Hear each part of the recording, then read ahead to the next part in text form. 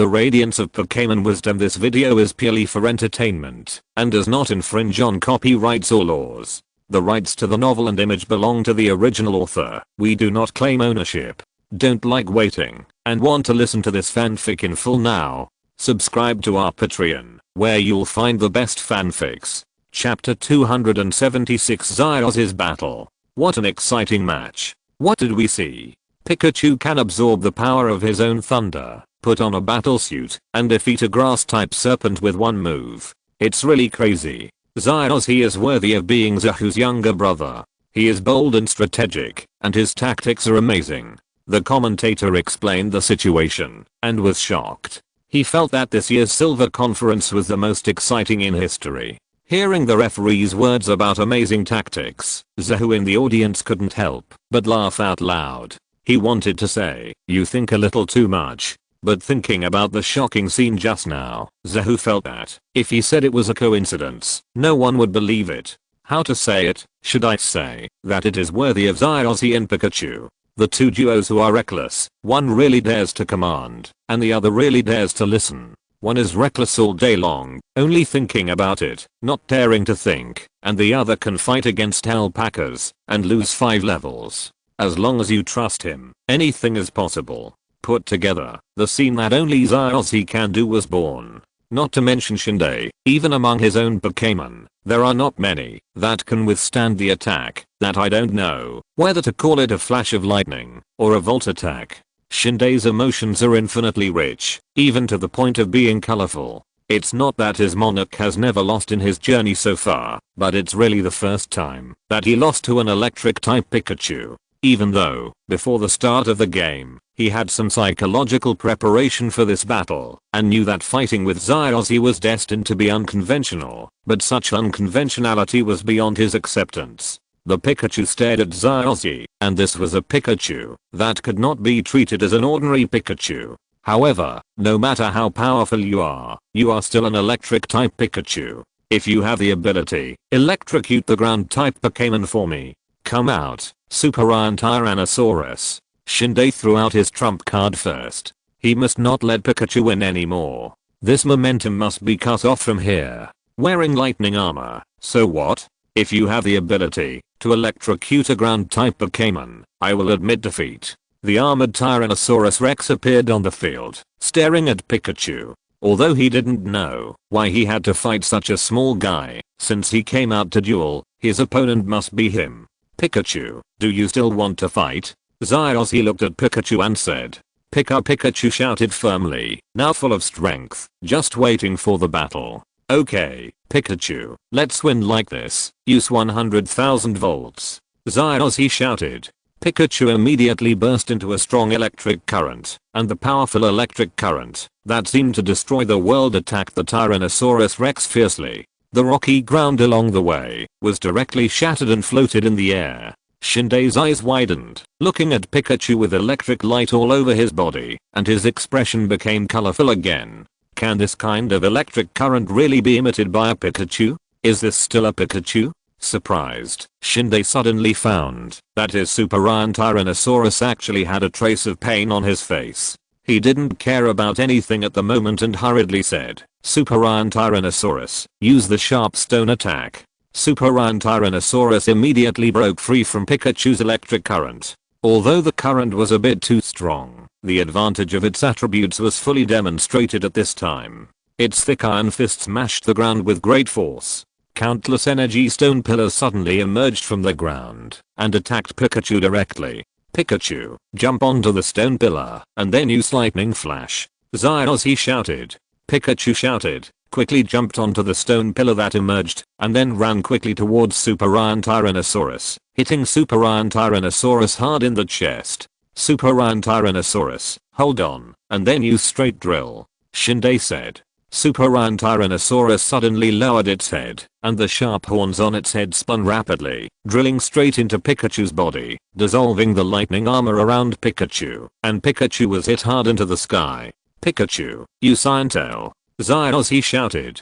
Pikachu turned around in the air and whipped its tail fiercely at the Super Iron Tyrannosaurus, which actually made the Super Iron Tyrannosaurus take a step back. Super Iron Tyrannosaurus, take this opportunity to use the Destruction Death Beam, Shinde said. The Super Iron Tyrannosaurus opened its mouth, and the bursting energy wave condensed and hit Pikachu in the air head on.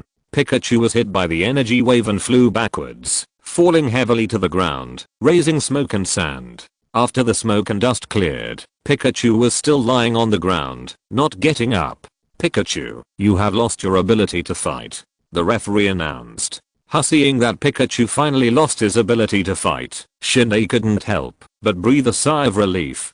He had only defeated a Pikachu, and he had defeated Pikachu with a Super Iron Tyrannosaurus. Why did it feel so difficult? And there was a feeling of luck? He must be dreaming. When Zyozzy saw Pikachu fall to the ground, he ran out quickly, picked Pikachu up and said, "Pikachu, you've worked hard. Next, watch me." "Pick up Pikachu," cried pitifully in Zyozzy's arms. Although the lightning suit is powerful, it has a lot of side effects. Just now, it crashed into it and didn't win. The power in its body began to disperse, so it lost. Otherwise, it felt that it would not necessarily lose. Isn't it just a ground type? It's not like it hasn't been stunned before. It's okay, we will win. Zyozzy put Pikachu on the chair behind him, and then threw another Pokeball. A red light flashed, and a huge monster appeared in the field, with 2 squinting eyes. Snorlax. Zyozzy has never trained it, but in terms of strength, it can be firmly ranked in the first tier of Zyozzy's Pokémon. Do you have a Snorlax too? But compared with Zeus, it's much smaller. Let's try your Snorlax first, Shinde said. Forget about the Pikachu monster. Can you come up with another monster? Metal Tyrannosaurus, use the sharp stone attack, Shinde said. The Metal Tyrannosaurus moved suddenly and smashed the ground with its powerful iron fist. Countless energy stone pillars suddenly emerged from the ground and attacked Snorlax. Snorlax, use the destruction beam, Zyozzy shouted. Snorlax immediately opened his mouth, and the destructive golden energy condensed and burst out, breaking all the sharp stones hit by the Metal Tyrannosaurus, and continued to attack the Metal Tyrannosaurus. The Metal Tyrannosaurus was hit head on, and its heavy body retreated repeatedly. Although the sharp stone attack offset part of the power of the destruction beam, it did not immediately lose all its combat power, but it was also seriously injured. Metal Tyrannosaurus, let's use the destruction beam and fight back, Shinde shouted. The Metal Tyrannosaurus let out a cry and wanted to use the destruction beam, but when it wanted to do so, it suddenly found that its body was stiff and a little paralyzed, so it had to stop attacking. Metal Tyrannosaurus? What's wrong with you? Shinde was wondering, and then he heard Zyozzy shouting, Snorlax, use Freeze Punch. Snorlax immediately ran. A sharp cold light appeared in his right hand and suddenly hit the Metal Tyrannosaurus. With one punch, the Metal Tyrannosaurus fell to the ground and lost its ability to fight. Chapter 277, Fierce Final 4. Snorlax is so strong. I usually see it lying there lazily sleeping, but I didn't expect it to be so powerful in a fight, Hanako said in surprise. Snorlax is a Pokémon that gets stronger the more it eats. Besides, the Snorlax of Zyozzy and I are special. Zeus smiled. As we all know, Zyozzy is good at using fast attack Pokémon and designing attack tactics according to the environment and terrain.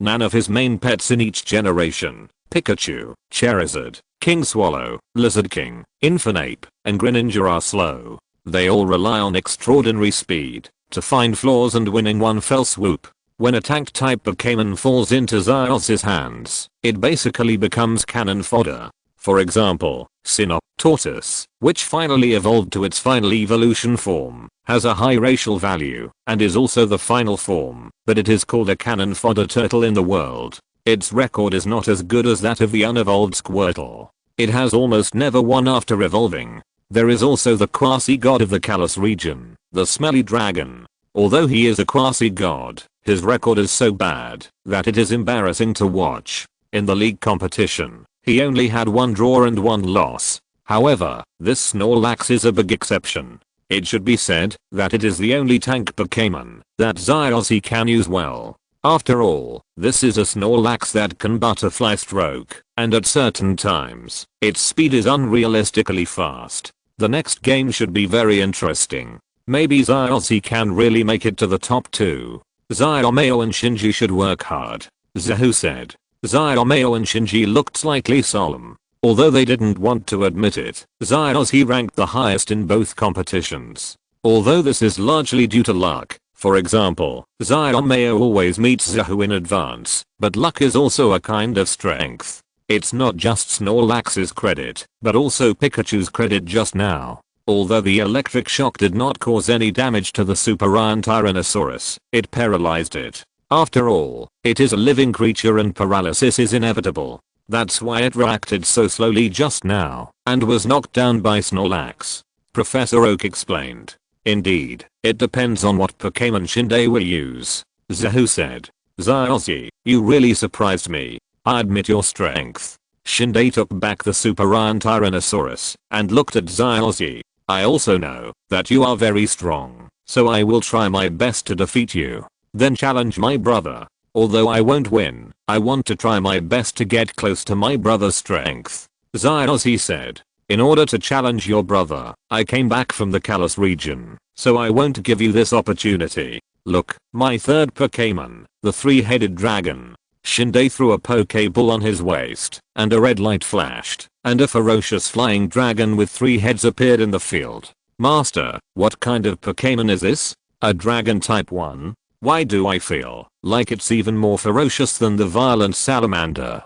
Heyo, I asked curiously. Three-headed Charizard, the quasi-god of the Unova region, is a Pokémon of the same level as your salamander and Yuja's Dragonite. However, because it has 3 heads and different opinions, its personality is even worse. It attacks almost everything that moves as an enemy, and is even more aggressive than salamander. This guy has captured quite a few powerful Pokémon while traveling outside, Zahu exclaimed. I don't know how Zyossi will deal with it. Although Snorlax is very powerful, it is at a huge disadvantage facing the three-headed dragon in the sky.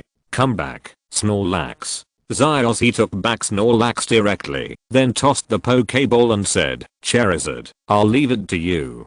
Charizard appeared on the field domineeringly, and spewed a blazing flame into the sky, illuminating half of it red.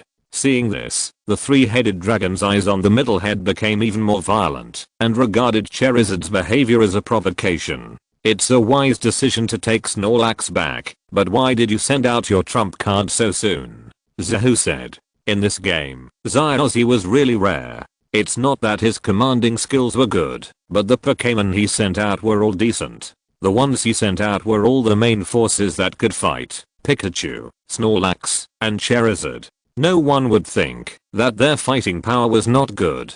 It's not like in the animation, where they always send out mysterious Pokémon, Croc, Infernape, and Bayleaf. Zahu really didn't understand. Did Zyossi forget about Bulbasaur and Squirtle at that time? But now he sent out Charizard. Next, will Suicune have to fight the whole game alone? Zahu was thinking, and the battle between Shinde and Zyossi had already started.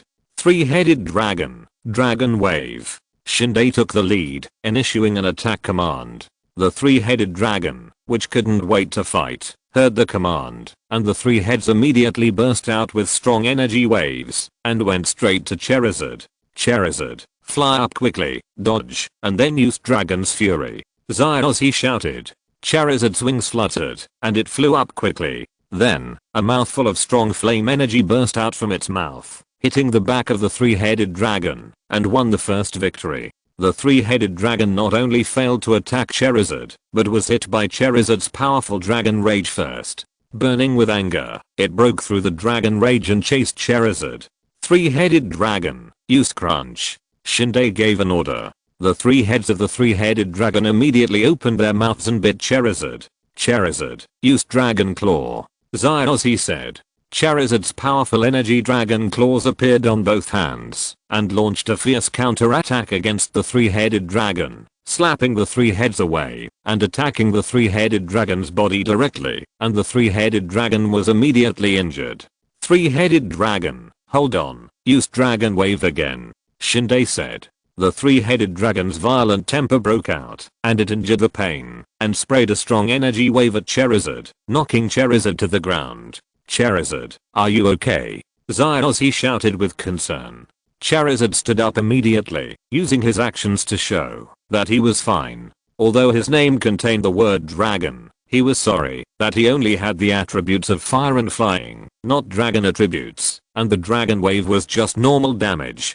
On the contrary, it was not as great as the real damage caused by his Dragon Fury and Dragon Claw to the three-headed dragon. Okay, next, use Dragon Fury again. Zyos, he shouted. Charizard immediately flew up, bursting out a strong attack from his mouth. Three-headed dragon, Dragon Wave. Shinde's order was immediately issued, and the three-headed dragon spewed out Dragon Wave, which offset each other with Dragon Fury in midair. Charizard, Dragon Claw. Zyos, he said. Charizard swooped down at a high speed, and the Dragon Claws on both hands attacked the three-headed dragon fiercely. The three-headed dragon did not want to be outdone and fought back, but after several battles, Shinde was surprised to find that the three-headed dragon was not Charizard's opponent in the late combat, and was very surprised. How could he know that Zyos' Charizard was just a fire-attributed dragon, but in reality it was a fighting dragon? Three-headed dragon. Separate and use Dragon God Dive. Seeing that the three-headed dragon could not gain much advantage if the fight continued, Shinde directly asked the three-headed dragon to use its ultimate move. A giant dragon phantom emerged from the body of the three-headed dragon, rushing towards the Charizard like a whirlwind, knocking the Charizard directly from the air to the ground. Charizard, hold on, grab the three-headed dragon, and use Earth Throw. Zyos, he suddenly shouted loudly. Shinde was stunned. After being hit by the three-headed dragon's Dragon God Dive, he could still use Earth Throw? What do you think your Charizard is? Shinde was roaring in his heart, and saw that the Charizard that was knocked to the ground by the three-headed dragon was holding back the damage, and actually grabbed the three-headed dragon's body, and then flew into the sky at a high speed, preparing to use Earth Throw. This was a completely unexpected change. Shinde was filled with the word fuck in her heart. She was stunned for a rare moment. It was this moment of stunnedness that allowed Charizard to complete the Earth Throw. The three-headed dragon was unable to break free, so Shinde had to shout, "Three-headed dragon, use Crunch." The three heads of the three-headed dragon immediately bit Charizard's body. Charizard was in great pain, but out of its desire for victory, it still persisted to the end, falling straight to the ground and completing the final Earth Throw. With a loud bang, like Mars hitting the earth, a large amount of smoke erupted in the entire venue. After the smoke dispersed, neither the three-headed dragon nor Charizard could stand up, and could only lie on the ground. Chapter 278 Data Zahu expects. I didn't expect that the three Pokémon of Shinde would lose their fighting ability first, leading to the second half. Kenji said in surprise in the audience. Are you surprised? If you don't count Suicune, the three Pokémon sent by Zyos, Pikachu, Snorlax, and Charizard are already the strongest in his hands, especially Charizard, which is a real trump card. But Shinde's strongest Charizard didn't come out, and Megalodon, which can super evolve, didn't come out either. It's not something to be proud of if a superior Pokémon wins against someone else's average Pokémon. Zahu said. But your brother has only been traveling for 2 years, okay? If I don't use the double axe Warbruce, the remaining Infinite may not be able to gather 3 that can defeat your brother's 3. Kenji said. The length of travel time is not the key to determining whether a trainer is strong or weak. The time when Pokémon rapidly improves its strength is actually within 1 to 2 years after meeting the trainer. This period of time is the fastest time for Pokémon to improve their strength. If this period is exceeded, the subsequent growth will slow down, or even remain unchanged. For example, if Dew's Dragonite had a score of 90 when competing for the championship 5 years ago, it is only 92 points now. It is not a problem of Dragonite's qualifications or Dew's ability, but after the rising period, the strength growth will slow down. Zahu said. That's right, but Zyos also has a Suicune. The next game will be really interesting. Kenji said. Zyos, can you really use Suicune well? Zahu showed a doubt on his face. The mythical beast is indeed amazing, but it is just born with a higher starting point than humans. It is hard to say what the final destination will be. Otherwise, in the animation, Darkrai would not be killed by the Lizard King in one blow. Especially the bond ability between Suicune and Zyos. Zahu is not sure. Zahu and others kept talking, and the second half of the game finally began. Next, Latius, come out. Zyozzy threw Latius and said. Latius flew freely in the air, and then the audience around him suddenly exploded again. One expressed disbelief, another said that this was definitely a legendary beast, and another said that the ticket price was worth it. Before the competition, the feeling was not very direct. After all, there was still a long distance between the training ground and the audience seats, but now sitting in the audience seats, Zahu really felt the shocking power of the legendary beast. The whole venue was like a pot of boiling hot water, as passionate as fire. Zahu silently covered his ears with his hands. He really couldn't understand the feelings of these audiences. Isn't it just a legendary beast? After all, it's just a Pokémon. Is it really that important? Oh my god. What did we see? Zyozzy actually sent out Latius, another protector of the water city, the sister of Latius. And what's more coincidental is that Latius trainer Zahu is the brother of Latius trainer Zyozzy. A pair of brothers became trainers of a pair of legendary beasts. The commentator was also like chicken blood, suddenly became energetic and explained vigorously. Shinde frowned. He knew Zyozzy had a legendary beast, but he didn't expect it was just Latius. But when he saw Latius, Shinde suddenly laughed. This Latius was not as strong as he imagined. There was no sharp momentum on his body. 4 psychic and dragon types, then Greninja, come out. Shinde threw a Pokeball. Greninja appeared in the field with a cold and arrogant face, with his hands folded on his chest, really like a silent ninja. Latius, turn invisible and use dragon breath. Zyozzy shouted. Latius immediately disappeared in the venue, and no one knew where he was hiding. Greninja, shadow clone. Shinde shouted. The Greninja in the venue split into dozens of clones in an instant. Although it is not known where Latius is for the time being, if Latius attacks and fails to hit, it will reveal its approximate location. Greninja had just used Shadow Clone, and then Latius's Dragon Breath arrived. It hit several phantoms of Greninja in succession, but failed to hit the entity. But Greninja discovered Latius's figure. Greninja, use Evil Wave. Shinde shouted. A large purple-black energy wave immediately emerged from Greninja's body and violently hit Latius. Latius screamed and revealed his true form. Your brother's Latius doesn't seem to be very powerful, Kenji said. Elite level, and it may be the worst among the elite level. Zahu shook his head. In Water City, the fighting power of Latius and Latius was horrible, but Latius could still fight to some extent, while Latius was basically just playing around, and his fighting power was pitifully weak. After following Zyozzy trained the Pokémon according to their nature, so his strength has not improved very quickly until now. In Zahu's opinion, sending Latius is not as good as sending Bulbasaur and Squirtle. At least these two are veterans who have experienced hundreds of battles. Sending Latius is just giving away heads, for nothing. Sure enough, just as Zahu's idea emerged, not long after, Latius fell on the field, and lost all his fighting ability.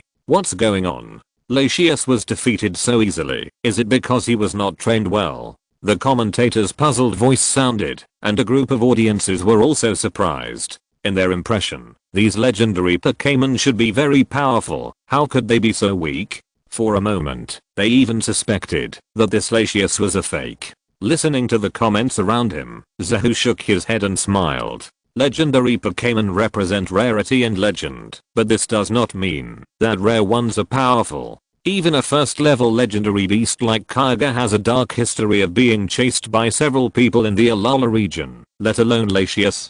Thank you for your hard work, Latius. Zyozzy took back Latius, and then threw out Snorlax's Pokeball and said, Snorlax, I'm counting on you again. Snorlax called out. Although it is also lazy, it is always decisive in every fight. Maybe it's because Zyozzy found a place for it where it doesn't have to worry about food and drink. Greninja, use Water Shuriken, Shinde said.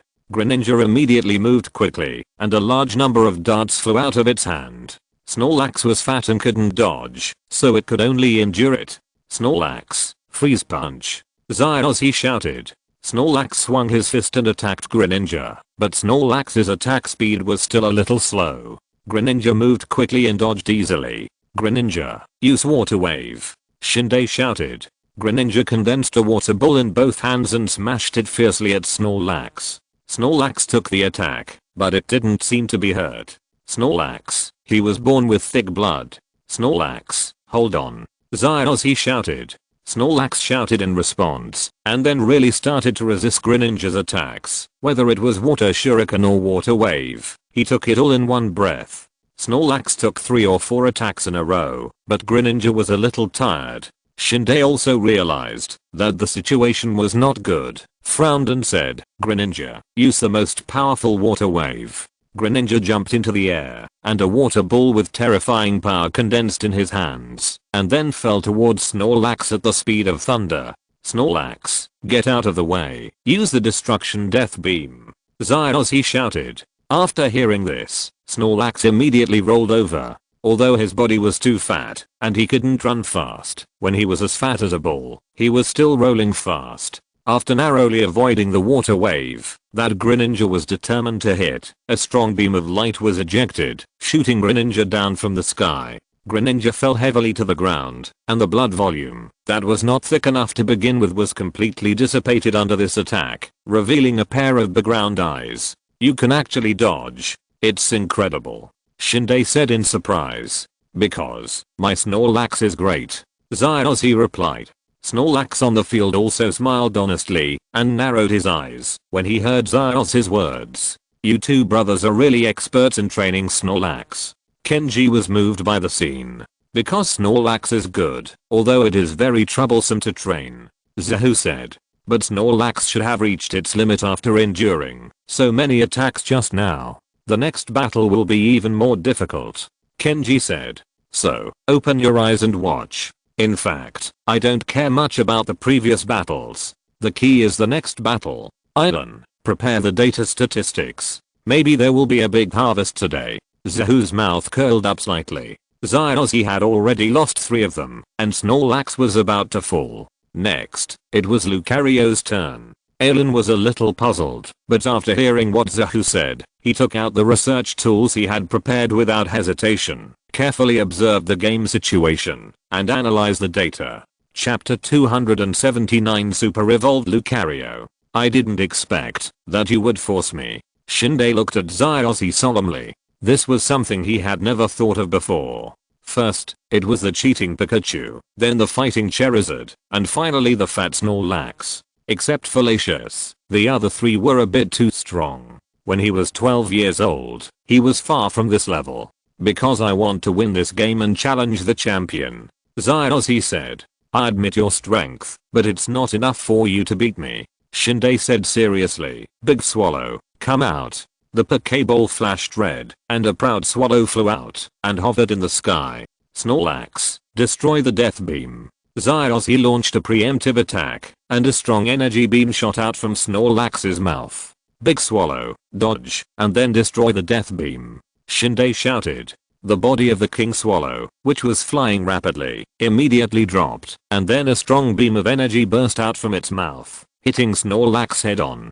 Snorlax fell down with a bang, completely losing its ability to fight. Even if it had good physical strength, the many attacks it had just endured were not without effect. But it was just the last gasp of a spent force. This King Swallow is already very close to the King level. Professor Oak said with a vicious look. Yes, and the King Swallow is the evolution of the proud swallow. It is famous for its pride and can often fight at the limit. It is a very difficult Pokémon.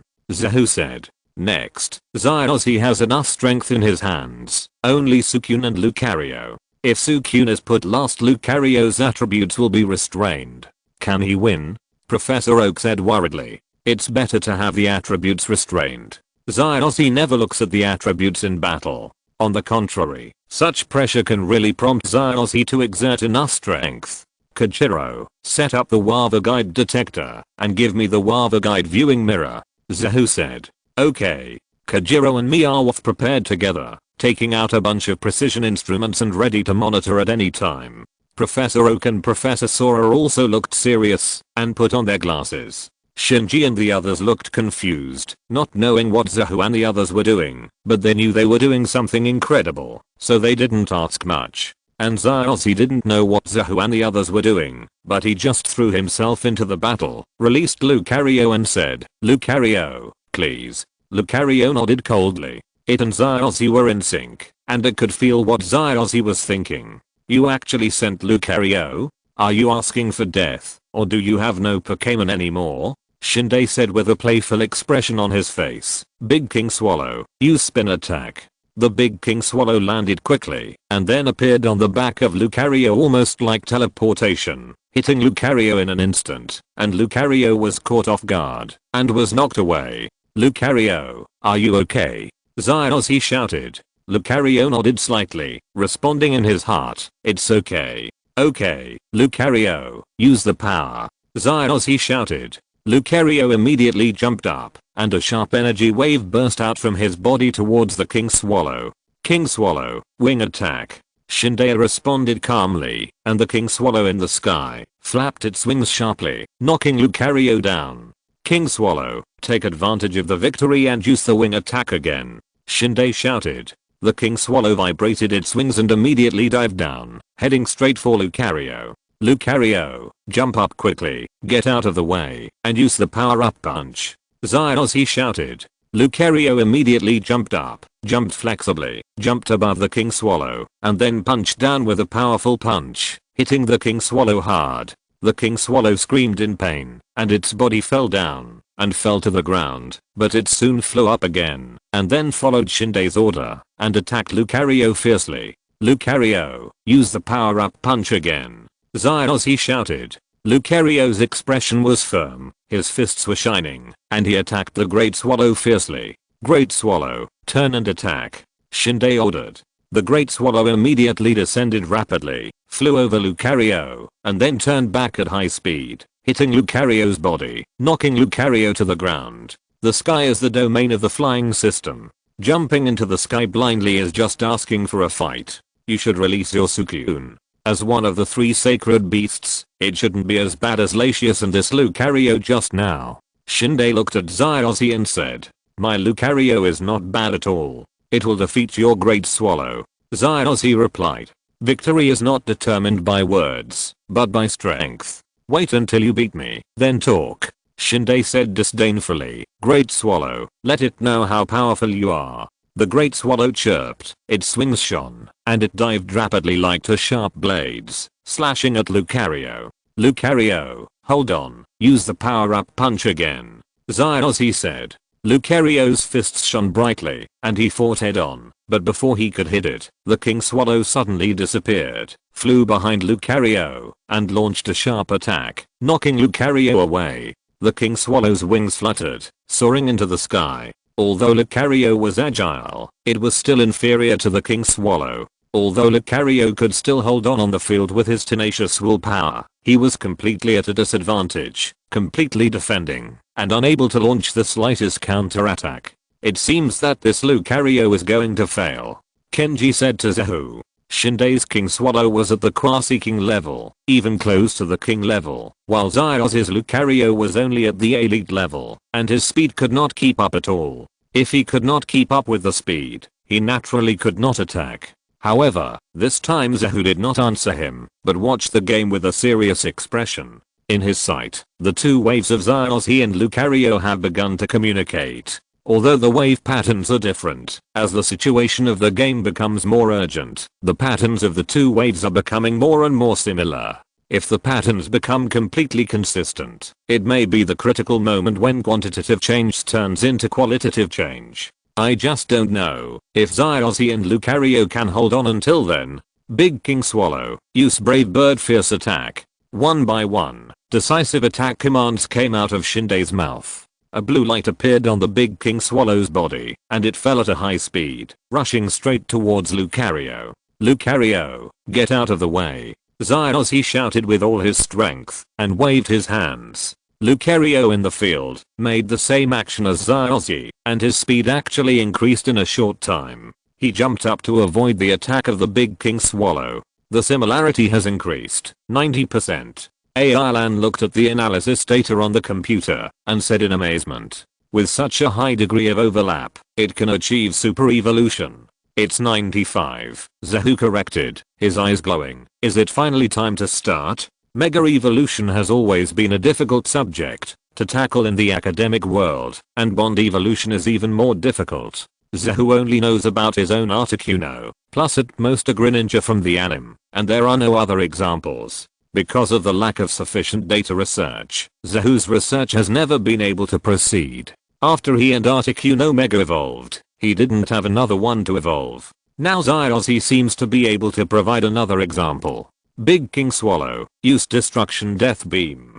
Shinde didn't know anything about Zahu's and the others' research ideas, but was immersed in the pleasure of pursuing victory. One stricter command after another was issued, and the Big King Swallow's mouth flashed with golden light, and a powerful destructive force was released, covering Lucario's whole body. Lucario! Zyozzy shouted hoarsely, and a mysterious power burst out of his body, resonating strongly with the Lucario in the field, and a dazzling white light rushed up. The data overlap displayed on Alan's computer suddenly soared to 100. The King Swallow's destructive death ray exploded and fell, hitting Lucario completely, raising a large cloud of smoke. When the smoke cleared, Lucario in the field was still standing in the same place, and his appearance had changed greatly. The black stripes on his surface increased greatly, the skin color became darker, his feet changed from black to red, and his eyes were more fierce and terrifying than before.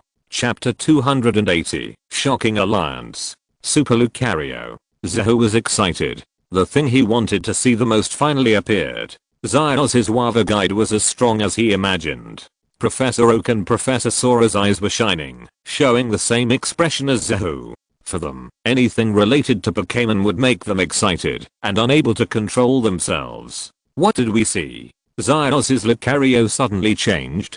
Could it be that Lucario is not the final evolution? There is another evolution above Lucario? What should this Pokémon be called? The commentator's puzzled voice sounded, full of confusion. In the VIP room on the second floor, a president and 9 kings looked at the suddenly evolved Lucario, and they were also full of surprise. Lucario can also evolve. This is the latest form of Lucario. What is it called? Seeing the super evolved Lucario, Zibber was so excited that he could not control himself. He stood up excitedly and looked at the posture, almost wanting to rush down. That's not evolution, it's mega evolution, which is a mega evolution that can only occur briefly in battle.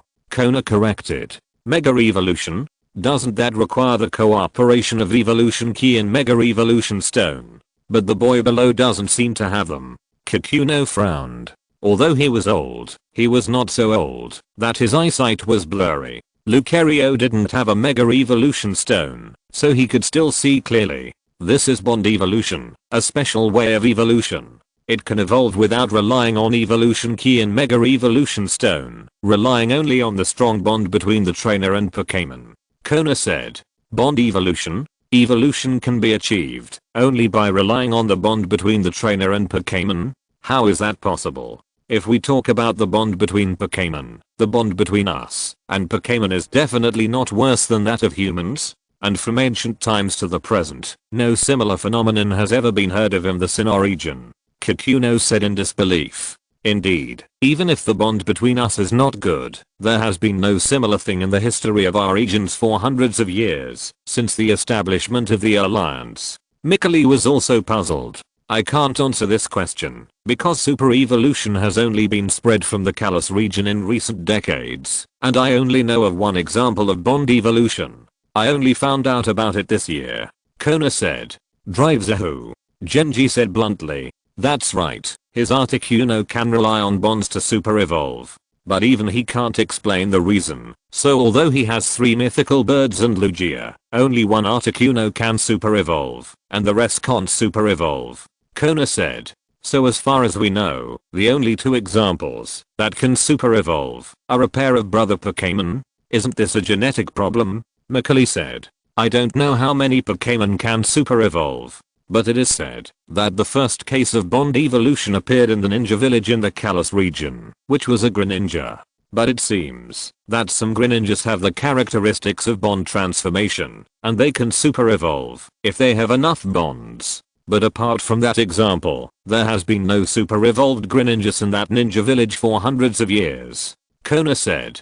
So, there are only 3 Pokémon that can rely on Bond to Mega Evolve: Articuno, Lucario, and Greninja. Lihir analyzed with interest. All of them are special. Articuno is needless to say. For hundreds of years, Zahu is the only trainer who has conquered it. Lucario seems to rely on the power of Wava Guide. There are not many Wava Guide warriors left now. As for the last Greninja, it is even more difficult to study because of its characteristics. Discovery is the same as no discovery. Okay, stop talking and watch the game carefully. These things have nothing to do with you. Research is what Daiki, Zahu, and Sora are good at.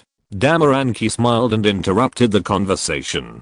Du and the others nodded. They really couldn't say much about this kind of research on Pokémon. But Genji, Kikuno and the others planned that after this, they would tell the news to Dr. Adamaki and Dr. Yamanashi. Mega Evolution is something that may change the existing situation. We can't fall behind. Damaranki knew what Genji and the others were thinking, but he didn't care. Not to mention that the alliances were all united just to let the Kalos Alliance share the information about Mega Evolution. It would also require the help of several other alliances. Those who knew about it were talking about it, while those who didn't were confused. Among them was Zyos' opponent, Shinde. You don't have evolution stones and evolution keys. How can you make Lucario Mega Evolve? Shinde was puzzled. As a trainer who had traveled in the Kalos region, he naturally knew about the evolution of Lucario, but it was because he knew that he found it incredible. How did you do it? Even the gym trainers of the Sala Gym couldn't do it. How could this rookie trainer who had only been traveling for 2 years do it? Shinde wanted to get an answer from Zyossi, but Zyossi was more confused than him. Looking at the super evolved Lucario, he was still a little confused. After a moment of hesitation, he was sure that this was his Lucario, and then excitedly said, "Lucario, let's win together." Lucario nodded coolly. After evolving, it became even cooler, and its hard body shone with a metallic luster.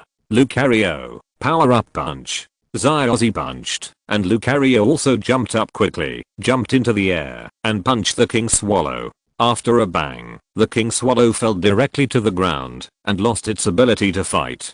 So strong? Shinde was stunned. Even with the fighting attribute after the super evolution, it was still restrained by the flying attribute of the King Swallow. It was defeated with one punch. This Lucario is not simple. Taking a deep breath, Shinde felt that his heart could not bear a match with Zyossi. Come out, Charizard, the proud dragon clan that soars in the sky. Shinde threw out her last Pokeball, and a huge Charizard roared out, hovering in the sky, with a domineering look. Proud Dragon Clan, it's really a line that hasn't changed in 5 years. Zahu laughed. Although Charizard doesn't have dragon attributes, it is also a dragon. Theoretically, it's not wrong to say so. Professor Oak said. But why didn't he use the Megalodon that can be super evolved as the last one? Zyarksha was puzzled. She still remembered the situation of the Whirlpool Islands tournament. Although Megalodon was beaten by Zahu's huge Gyarados in the end, Megalodon's strength was still strong. Because Megalodon can barely enter the king level after super evolution, and Charizard is already the king level without super evolution. In addition, this is on land. Megalodon, an aquatic Pokémon, doesn't have much room to play, so Shinde will use Charizard. In addition, who told you that Charizard can't super evolve? Zahu said. Charizard's Mega Evolution? AI Lan, who was studying, couldn't help but concentrate more when he heard these words. He left Dr. Platano's institute and explored various ruins. Wasn't it just to find Charizard's Mega Evolution Stone? Why don't you use the Mega Evolution Megalodon? In the competition, Zyossi also asked the same question as Zyarksha. He also simulated how to fight against the Mega Evolution Megalodon. Why didn't he beat it now? Because Charizard will make you more desperate. Shinde touched the Mega Evolution Stone on his wrist, then raised the Mega Evolution Stone high and shouted, Charizard, respond to my heart, and become a dragon that soars in the sky. As soon as the voice fell, a strange light emanated from Shinde's evolution keystone, and Charizard was enveloped by colorful light. When the light dissipated, Charizard had changed greatly. The orange skin turned gray-black, The cream belly turned sky blue, and there was a faint blue flame spewing from its mouth. Oh my god, what did we see? Could it be that Lucario and Charizard can evolve further? If so, why haven't we discovered it yet? And it seems that the Shinde player also used some props. What is going on? The commentator was half collapsed. He really couldn't commentate. If he continued like this, his job would be smashed. The commentator's eyes turned and glanced at Zahu on the side. Suddenly, an idea flashed, and he hurriedly said, on this point, let's ask the authoritative Professor Oak, Dr. Zahu and Dr. Sora to answer. After saying that, the camera immediately turned to Professor Oak and the other two. Zahu's expression was slightly stunned. Are these commentators so smart? They came to ask him when they saw the super evolution. However, today Professor Oak is here, so he doesn't have to answer. Just as he was thinking, Professor Oak glanced at Zahu and gave this commentary opportunity to Zahu. He is old, and it is better to give this opportunity to show off to students. Besides, Zahu is indeed better than him in super evolution. Zahu shrugged and stood up and said, this is the super evolution of Pokémon. As the name suggests, it is an evolution beyond evolution. Currently, it is a short-term evolution phenomenon that can only appear in battle. Zyos's Lucario evolved into Mega Lucario, and its attributes are still fighting and steel. Its characteristics have changed to adaptability, which means that when it uses special moves related to its own attributes, its power will be doubled. Shinde's Charizard evolved into Mega Charizard X, and its attributes changed from fire and flying to fire and dragon, becoming a true dragon. Its characteristics are hard claws, which have a bonus to physical attacks. Zahu was still very conscientious at this time, and he spoke impartially without hiding the characteristics of any Pokémon in particular. After Shinde heard this, he also showed a look of realization. Although he knew about Mega Lucario, he only knew that the current research on super evolved Pokémon was not as complete as in the game. As for Zyossi, if Zahu didn't tell him, he didn't know what was going on with his Lucario. He said excitedly, Mega Lucario, that's great. Lucario, let's keep winning. Keep winning? What are you talking about? Shinde sneered. It's not like he hasn't won against Super Lucario before. He was confident that he wouldn't lose to Zyossi, a novice. He shouted, Charizard, use Jet Flame. Charizard's mouth spit out burning flames. Unlike the orange-red flames of ordinary Charizard, the flames after the super evolution turned sky blue and were even hotter. Lucario, use Bone Strike. Zyossi shouted. A long energy bone stick condensed in the air in Lucario's hands. He ran towards the flames and swung the stick hard, splitting Charizard's flames in half from the middle, and attacked Charizard's head. Charizard, use Dragon Claw. Lucario came all the way, splitting the flames, but Shinde had a calm expression and did not give any orders until Kaleo came in front of Charizard. Charizard's claws immediately burst out with light green powerful dragon claws, slapped Lucario's bone stick hard, and attacked Lucario. Lucario tried to fight back, but was still slapped to the edge of the field by Charizard's claws, and almost left the field. Lucario is not as good as Charizard in fighting? Zyossi said in surprise. The opponent is a Pokémon of the king level. Zahu smiled, looking at Ailan who was stunned on the side and said, don't immerse yourself in Charizard's strength. Your future Charizard will not be bad. Study the data first. Zyos's Lucario should be more powerful than this. Okay. Ailan, who came to his senses, responded quickly, but was a little puzzled in his heart. More than this strength? This is not enough. Although Mega Evolution will enhance the strength of Pokémon, it won't be too outrageous. Before Lucario Mega Evolution, it was just an average elite level. Mega Evolution, it won't be too strong. Zahu smiled and shook his head. Zyos's Bond Evolution is always different from normal evolution. When Greninja was at its peak, it once suppressed Gardevoir, the champion of Kalos, Karunari. Chapter 281 Unexpected Results. Charizard, use Dragon Claw. Shinde shouted. He had never thought that he would be pushed to this extent by a rookie trainer who was 10 years younger than him. However, in this battle, his blood really began to burn. This was the most passionate battle he had fought since he became a trainer. Charizard on the field felt Shinde's emotions, and his fighting blood burned even more fiercely. He used the virtual sharp dragon claws domineeringly, and even when fighting against the fighting attribute Lucario, he was not at all inferior. Lucario, don't lose. We have to make it to the finals together, and then compete with me. If we beat my Lucario, we will definitely win.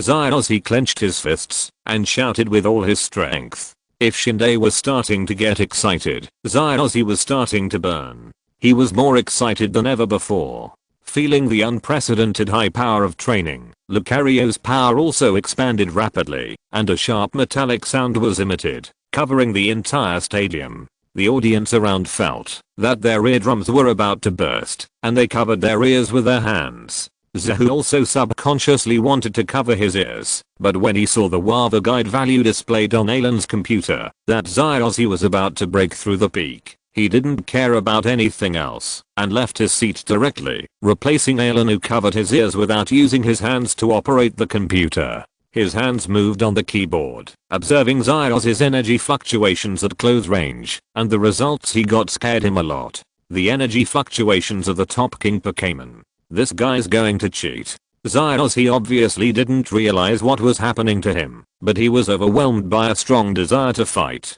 He was completely immersed in the battle and shouted, "Lucario, use Dragon Wave."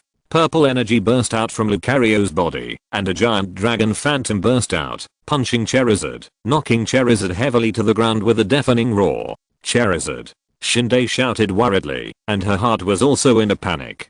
After evolving, Charizard had dragon attributes, and was restrained by the dragon's wave. The Charizard that fell to the ground flapped its wings, and stood up with difficulty. Although it was covered with scars, it had not completely fallen down, and could still fight. Okay, Charizard, use explosive flame. Shinde shouted. The blue flames on Charizard's body surged rapidly, like a sea of fire, and suddenly exploded. The range was wide.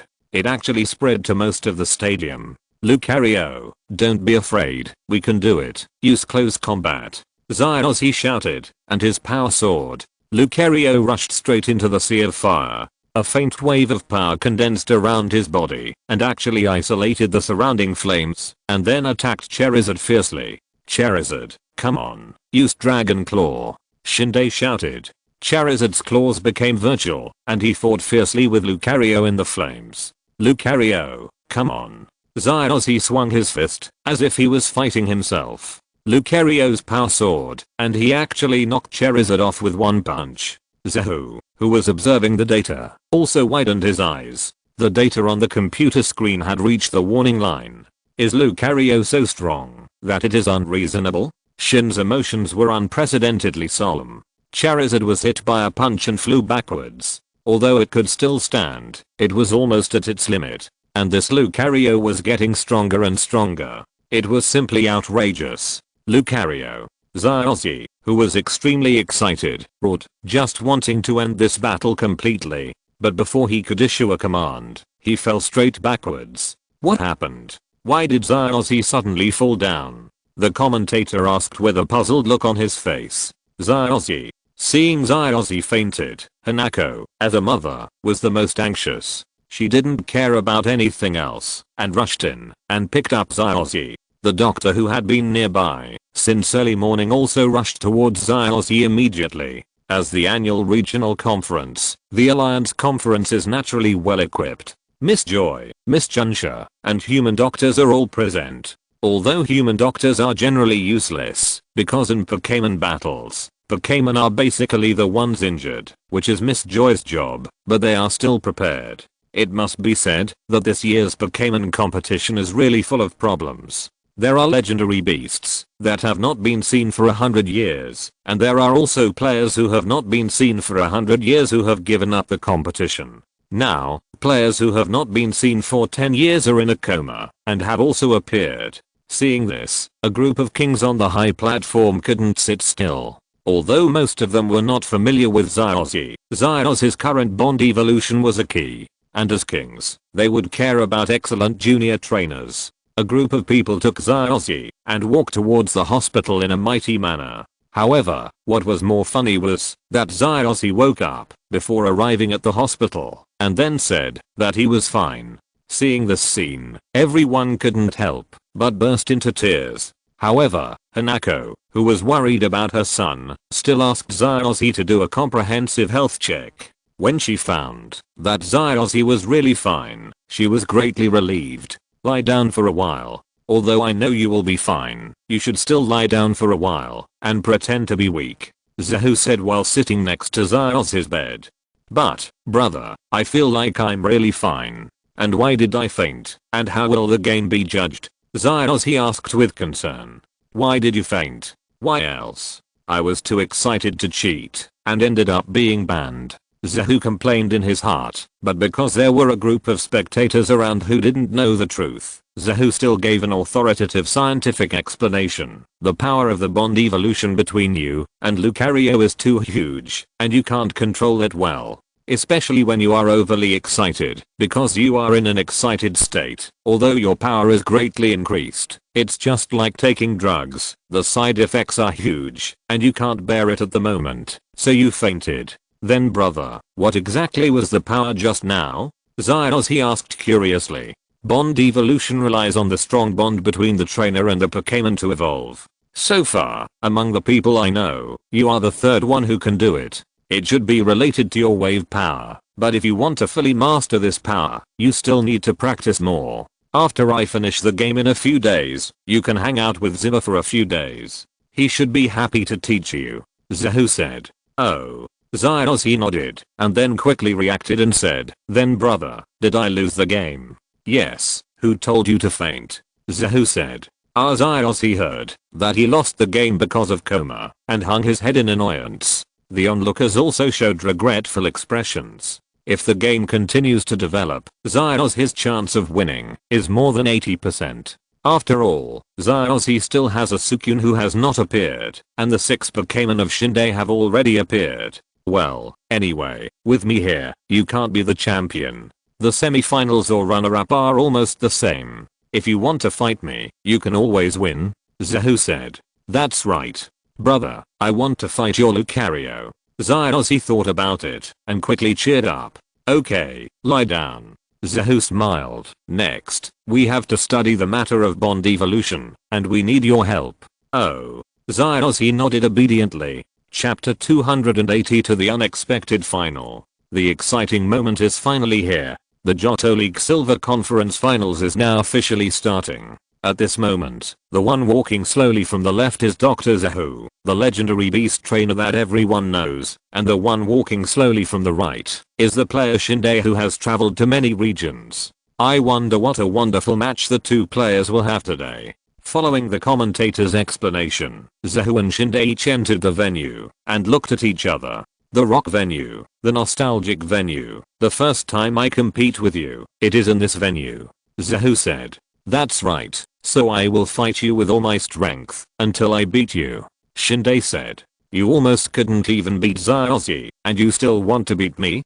Zahu smiled. Shinde's face darkened. Although he didn't want to admit it, he did win the game a few days ago by luck, otherwise Zyossi would have sent Suicune in the end, and he would have lost. Stop talking nonsense and fight directly, Shinde said, throwing a Pokeball, just like when he played with Zyossi, releasing King Serpent as the vanguard. Okay, because today, I have to study some very important data, so I don't have much time to play with you. I won't let you go. I will beat you in 20 minutes, Zahu said.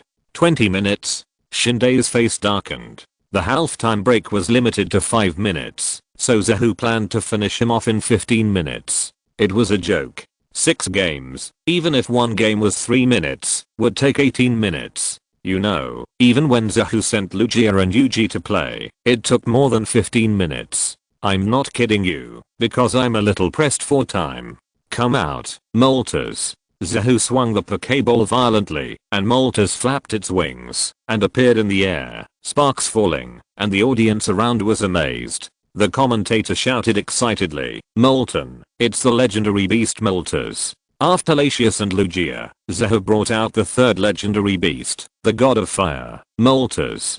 Can Shinio's Monarch Snake deal with it? Monarch Snake, use Leaf Storm. Although Shinayo was a little unbelievable that Zahu sent out Moltres, she still attacked immediately. A green storm emerged from Monarch Snake's body and attacked Moltres. Molten, flame whirlpool, deal with it.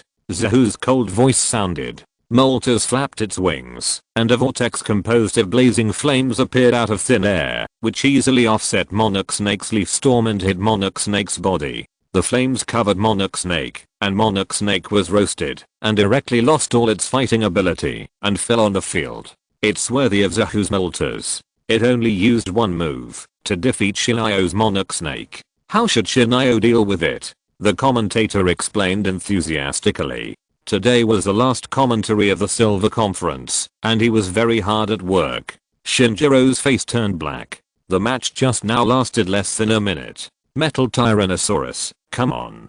Shinjiro threw out Metal Tyrannosaurus. Moltres is fire and flying, while Metal Tyrannosaurus has rock type, which can be restrained by 4 times. Come back, Moltres, you come on Golduck.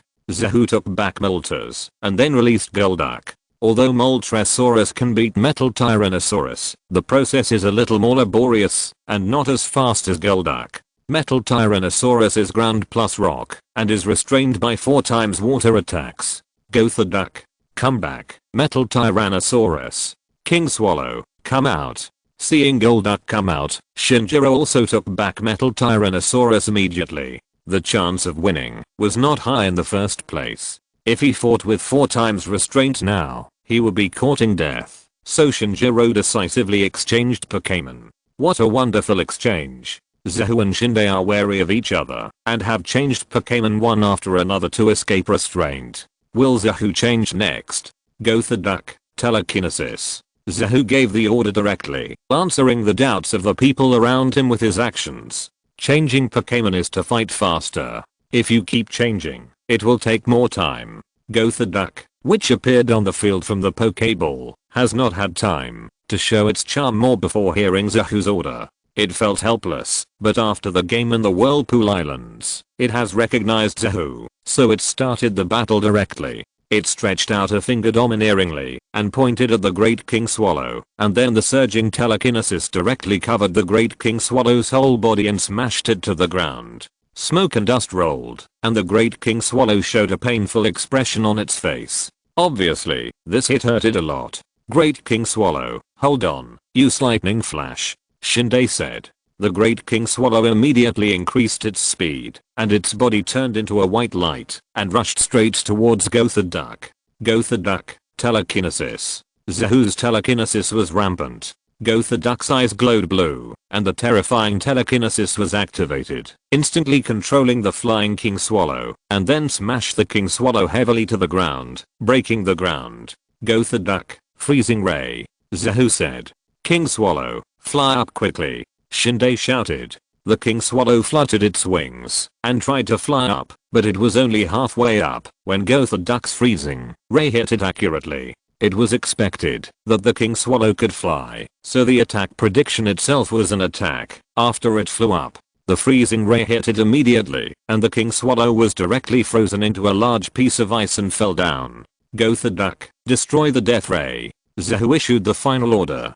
Gothorduck pointed at the round bead between his eyebrows with 3 fingers, and a golden energy beam burst out, blasting away domineeringly, directly hitting the King Swallow on the ground. The King Swallow screamed and fainted directly, losing all its combat ability. It's really strong. Zahu's Golduck quickly defeated Shinde's Great Swallow. Shinde, what else can you prepare? The commentator said.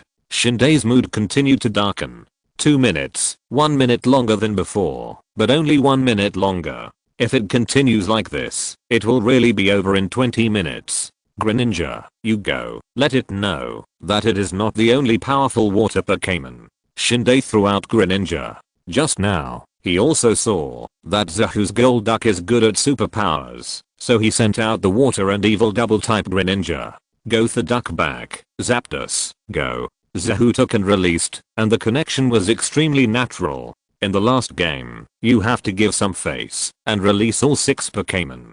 In this way, when entering the Hall of Fame, you can be sure which 6 Pokémon they are. Zapdos, it's actually Zapdos. including the Articuno from the Quartz Conference. Zahu actually conquered all 3 mythical birds. It's really amazing. The commentator was excited. However, the audience was very calm. After seeing Latios and Lugia, they now felt that Zapdos was just Zapdos. If you have the guts, you can release a Ho-Oh. If they want to cause a sensation again, Zahu will probably have to release Entry, but Zahu is too lazy to cause a sensation, so he doesn't plan to release Entry. He will probably wait until Hone. Greninja, use Freezing Ray. Shinde shouted. Ice Light immediately vomited out of Greninja's mouth, and a powerful Ice Light shot directly at Zapdos in the sky. Zapdos dodge, and use Electric Dance, Zahu said. Zapdos wings vibrated, quickly dodging Greninja's Freezing Ray, and then its body was shining with electricity, and a 100,000 volt current formed a grid protective shield around its body. Next, the Divine Bird, Zahu said. Zapdos moved quickly, its body turned into a flash of lightning, swooped down, and perfectly hit Greninja, attacking it from the ground to the sky. Thunder. Zapdos spread its wings, and a thick electric current fell from the sky, hitting Greninja directly. It was burnt on the outside and tender on the inside, and Greninja fell down directly. Contestant Shinde's Greninja has lost its ability to fight. Contestant Zahu is really too strong. Now contestant Shinde has lost 3 Pokémon, and entered the halftime break. In the second half, can contestant Shinde still turn the tide? Chapter 283 Crushing. Little brother Zahu is too brutal. 1 minute in the first game, 2 minutes in the second game, and 1 minute in the third game. Adding up, it's less than 5 minutes. At this pace, the shortest final in the league will be born. In the VIP room, Lihu looked at Zahu, who finished the game as quickly as a gust of wind, and said in surprise, "There's nothing we can do." Zahu hoped that his opponent in the final would be Xiaozi, but Xiaozi was defeated by Shinde, so the older brother could only step in and kill him quickly. Kona said. The younger brother was defeated, and the older brother stepped in. I didn't even notice that little brother Zahu was so protective of his younger brother. Lihu said. When did he stop protecting his shortcomings? Kona said with a smile. Besides, he was a little pressed for time. Dr. Platano arrived today. Dr. Roke and Dr. Soraki had already gone there, and even Watari and the others had eagerly rushed over there, as his main job was still to be a doctor. That's right, a group of people really rushed over, and they all went over there. Rika looked at the empty VIP room. There were 9 kings yesterday, but now there are only 2. The other 7 went to Dr. Platano to learn about super evolution. Of course it's busy. Dr. Platano came in the morning, but in the afternoon, Dr. Adamaki of Hone and Dr. Yamanashi of Sinnoh will also come. Kona said. It's so lively. Then I'll prepare some questions for these professional scholars. After all, except for the academic summit held every 3 years, these doctors basically don't get together. Rika's face straightened a little and said. So let's continue watching, 1 game at a time. The next game should be faster. Kona said. 5 minutes passed quickly. The second half of the game continued. It was Shinde who released the Pokémon and first threw out the Super Iron Tyrannosaurus. Xiaoluo, finish your final show.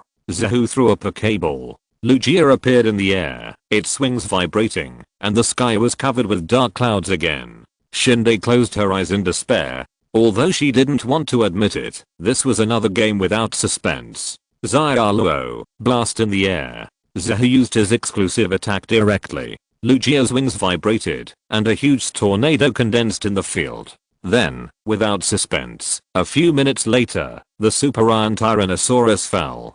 Super Iron Tyrannosaurus, come back, come on stage. 3-headed dragon. Shinde took back the Super Iron Tyrannosaurus with a little numbness, and then released the 3-headed dragon.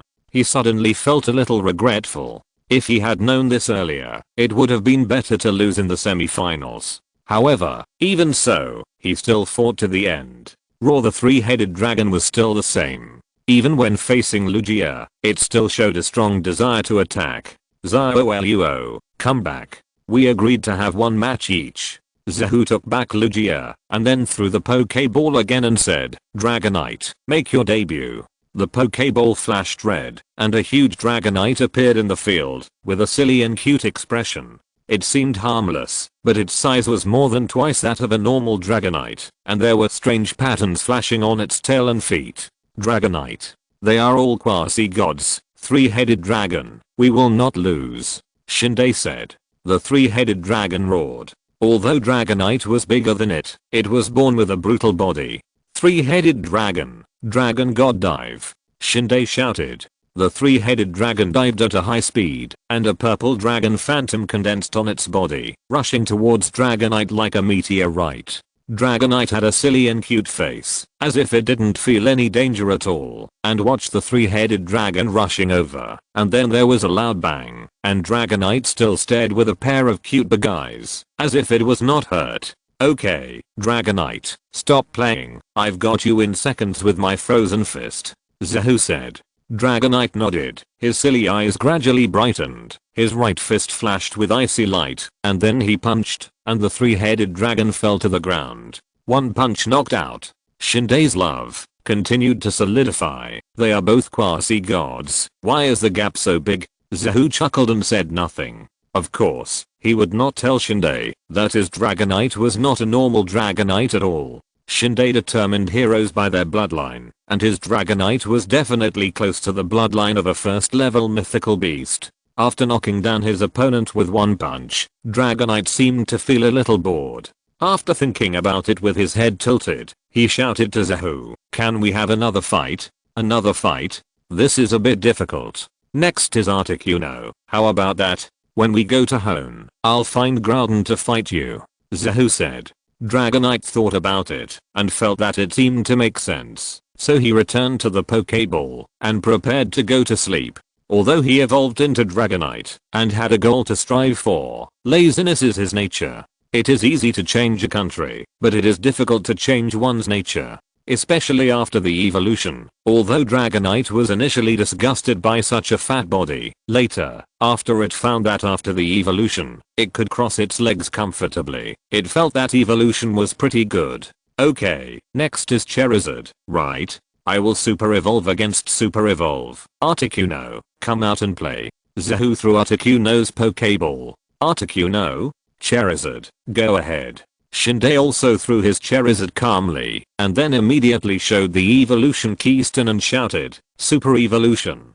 The colorful light flashed, and a colorful light flashed on Charizard's body, and the Super Evolution process was completed in an instant, and then he showed a ferocious expression to Articuno. Zahu's expression was slightly condensed. The power of this Charizard was really strong. Before the Super Evolution, it was at the level of a king. After the Super Evolution, its strength was even stronger, basically keeping up with the second army team in his hands. Only the Super Evolved Articuno, Lugia, and Dragonite could only slightly outperform, the rest were evenly matched. Zahu easily suppressed Zahu, mainly because his own Lava Guide was ridiculously strong, which was actually equivalent to 2 against 1, and then he was excited and cheated, so he had such a brilliant record. Otherwise, it would be good to be able to compete. I'll give you a reward. Articuno, together. Zahu looked at Articuno, and Articuno responded to Zahu with his heart. The hearts of the man and the bird were turned into ice at the same time, and their sight was shared. A layer of frost condensed around Articuno. After the frost dissipated, Articuno also changed its appearance, with an ice blue body, vibrating wings, and ice crystals flying. The whole venue was covered with heavy snow. Oh my god. Zahu's Articuno also mega evolved like Zyos's Lucario without any props. Articuno actually has a mega evolved form. It's really spectacular. This is the best league match. Seeing the mega evolved Articuno, the referee got excited again. The legendary beast can also mega evolve. The audience around, who had been a little calm, also got excited. The legendary beast can also evolve. Big news. Another evolution without relying on the evolution stone. What's going on? Shinde looked at Zahu in confusion. You will know the answer to this question when I study the data and publish the paper next month. Zahu said. It's the same again. Shinde curled his lips in disdain. When he was competing in the Pokémon Academy, there was no fairy attribute at that time. He foolishly used Dragon's Fury to attack the Ninetale. He said the same thing then and now. Okay, Articuno, Blizzard.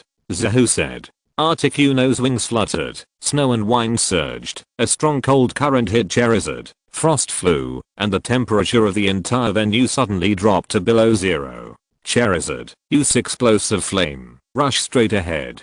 Shinde also immediately issued an order. Charizard's body immediately erupted with blue flames, and the flames spread, directly covering half of the venue. Articuno's blizzard disappeared before it landed on Charizard, and then Charizard attacked Articuno fiercely. Although Articuno has evolved and is very strong, the super evolved Charizard still has fire attribute attacks, and your ice is ineffective against it. Charizard, give Articuno an unforgettable fire attack. Shinde said. Innocent. Articuno, ice dance. Zahu said. Articuno's body flashed with ice light, and the surrounding ice and snow automatically flew to its side to form a protective shield, and then attacked Charizard head-on, with hot flames and cold ice fighting fiercely. Articuno let out a high-pitched bird cry, and finally won, suppressing the super evolved Charizard, and slapped it hard, smashing Charizard to the ground. Your Charizard is still no match for my Articuno, Zahu said. Although the combination of dragon and fire attributes is really good, there are only 3 special moves that can restrain dragon attributes: ice, fairy, and dragon, and fire is resistant to ice and fairy, leaving only dragon. But when the strength gap is large enough, the effect of the attribute will become very weak. My Charizard and I have traveled through so many areas together, and we have become strong enough. We originally wanted to come to your nine-tailed fox to avenge our previous humiliation this time, but now it's Articuno, and we have to win. Charizard, use Dragon Claw. Shinde shouted hard. Charizard flew away at a high speed, and his hands transformed into Dragon Claws, and attacked Articuno domineeringly. Zahu shook his head slightly, and merged his mind with Articuno. He himself was Articuno. Facing Charizard's attack, he directly controlled Articuno, dancing gracefully, dodging Charizard's attack, and his wings turned into steel wings and slapped Charizard directly, causing damage to Charizard. Charizard, continue. Use the Dragon Claws. It can't dodge every time. Shinde said. When Zahu heard Shinde's words, a disdainful smile appeared on his face. It's impossible to dodge every time. Thinking too much. With his mind and eyes working, Zahu controlled Articuno to dance in the air, predicting Charizard's attack moves every time, and then dodging and fighting at the same time. From the beginning of the battle to now, it has not suffered any damage. Zahu looked at his watch, and found that the last battle had been over for 5 minutes. It would be a bit of a waste of time to continue fighting. Thinking of this, Zahu's eyes turned fierce, and the temperature of Articuno, who was in tune with Zahu's mind, became even colder. At the moment of Charizard's descent, Articuno's power suddenly increased, and a cold icy light burst out, and absolute zero instantly swept over Charizard's body. The temperature of Charizard's body dropped, and it fell heavily to the ground, directly exiting the super evolution form, and turning back into an ordinary Charizard. Charizard has lost its ability to fight, and this year's Silver Conference champion is Zahu. If you're listening to this novel on a channel other than Fanfic World, it means they downloaded and uploaded it without effort. We cordially invite you to visit our channel, Mundo Fanfic Novelos. There you'll find the original version of this story, and you can explore many other novels of various genres. We're waiting for you to immerse yourself in a world of incredible novels. Chapter 284, Doctors Gathering. Under the watchful eyes of the crowd, Zahu once again took the championship trophy from Kona. However, compared to the excitement when he first won the championship trophy at the Quartz Conference, Zahu was extremely calm this time, even a little impatient. After hurriedly taking the championship trophy, Zahu and Kona left immediately to find Dr. Platano to discuss the knowledge about Pokémon Super Evolution. Shinde, who was in the audience, looked at Zahu, who left quickly with a complicated expression. 6 games. The first game was 1 minute, the second game was 2 minutes, the third game was 1 minute, the fourth game was 1 minute, the fifth game was 2 minutes, and the last game was 5 minutes, which added up to only 12 minutes. He really created the shortest game in the Pokémon League finals, but Zahu would be a glorious image, while he would be a negative example. Don't be discouraged. Zahu's Pokémon is beyond the average level. You are already very good. Dr. Utsu appeared behind Shinde and patted Shinde on the shoulder. Teacher, why are you here too? Shinde turned to look at Dr. Atsu and said, Zahu is researching Mega Evolution, and researchers from all over the country are gathering here. I'm a bit famous, so I was invited. Dr. Atsu said with a smile. I see. Shinde said. Well, that was 5 years ago. Let's go after this fight. The school is short of a teacher now. Do you want to come back? Dr. Atsu said. The teacher asked me to go back to be a teacher, so I will definitely go back. Shinde said with a smile. Okay, then you can also participate in the doctoral seminar later. After all, this is a major event related to the introduction of Mega Evolution in Kanto and Johto. Among the travelers in Kanto who can Mega Evolution, you are the only one besides Zahu and Zyozzy. Dr. Atsu said. Teacher, do you want me to go back to school and teach about Mega Evolution? But I have to travel to get Mega Evolution stones. I have been traveling for so long, but I only got a Mega Evolution stone for Charizard. The last time I competed in the Whirlpool Islands, I borrowed a Mega Tooth Evolution stone from my partner in Kalos. Shinde said. But with you, we can guide our students when they super evolve in the future. Dr. Atsu said. Then I will work hard. Shinde said. Dr. Atsu smiled kindly and prepared for the afternoon forum. Zahu handed the championship trophy to his apprentice Hiroya for safekeeping and met with several doctors who came from afar. Dr. Adamaki, Dr. Yamanashi, and Dr. Blatano. The three are authoritative doctors in their respective regions, and their reputations in the academic world are comparable to Dr. Oak. However, they dress differently.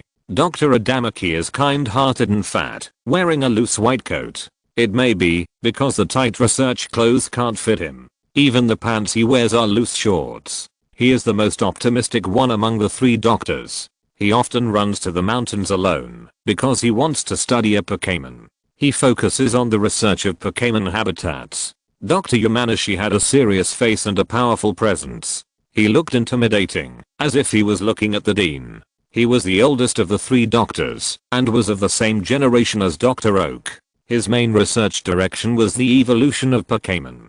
He discovered the evolution of Electabuzz into Electabuzz and the evolution of Charmeleon into Charmeleon. He was a typical example of a person with a mean face, but a kind heart. The last one, Dr. Blatano, was the youngest of the three doctors and had only become a doctor in the past 10 years. He wore a blue shirt and black suit pants under his loose white coat, showing his slender figure and long legs. He was known as the popular doctor in the Kalos region. His research direction, needless to say, was super evolution. It was not the first time for everyone to meet. After a simple greeting, they conducted professional research.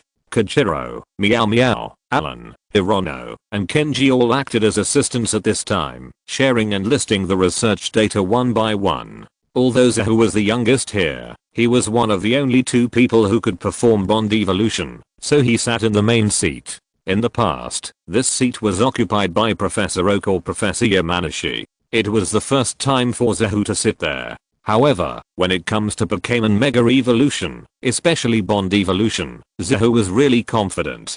He sat in his seat calmly and put forward his own ideas. Wava Guide Mega Evolution, Psychic Mega Evolution, Mega Evolution Wave Influence, and a bold hypothesis, Eternal Mega Evolution. Although the official research meeting would not start until the afternoon, Zahu and a few research enthusiasts got together, so who would care about whether it was a formal meeting or not? They started chatting in the morning and simply chatted until the evening.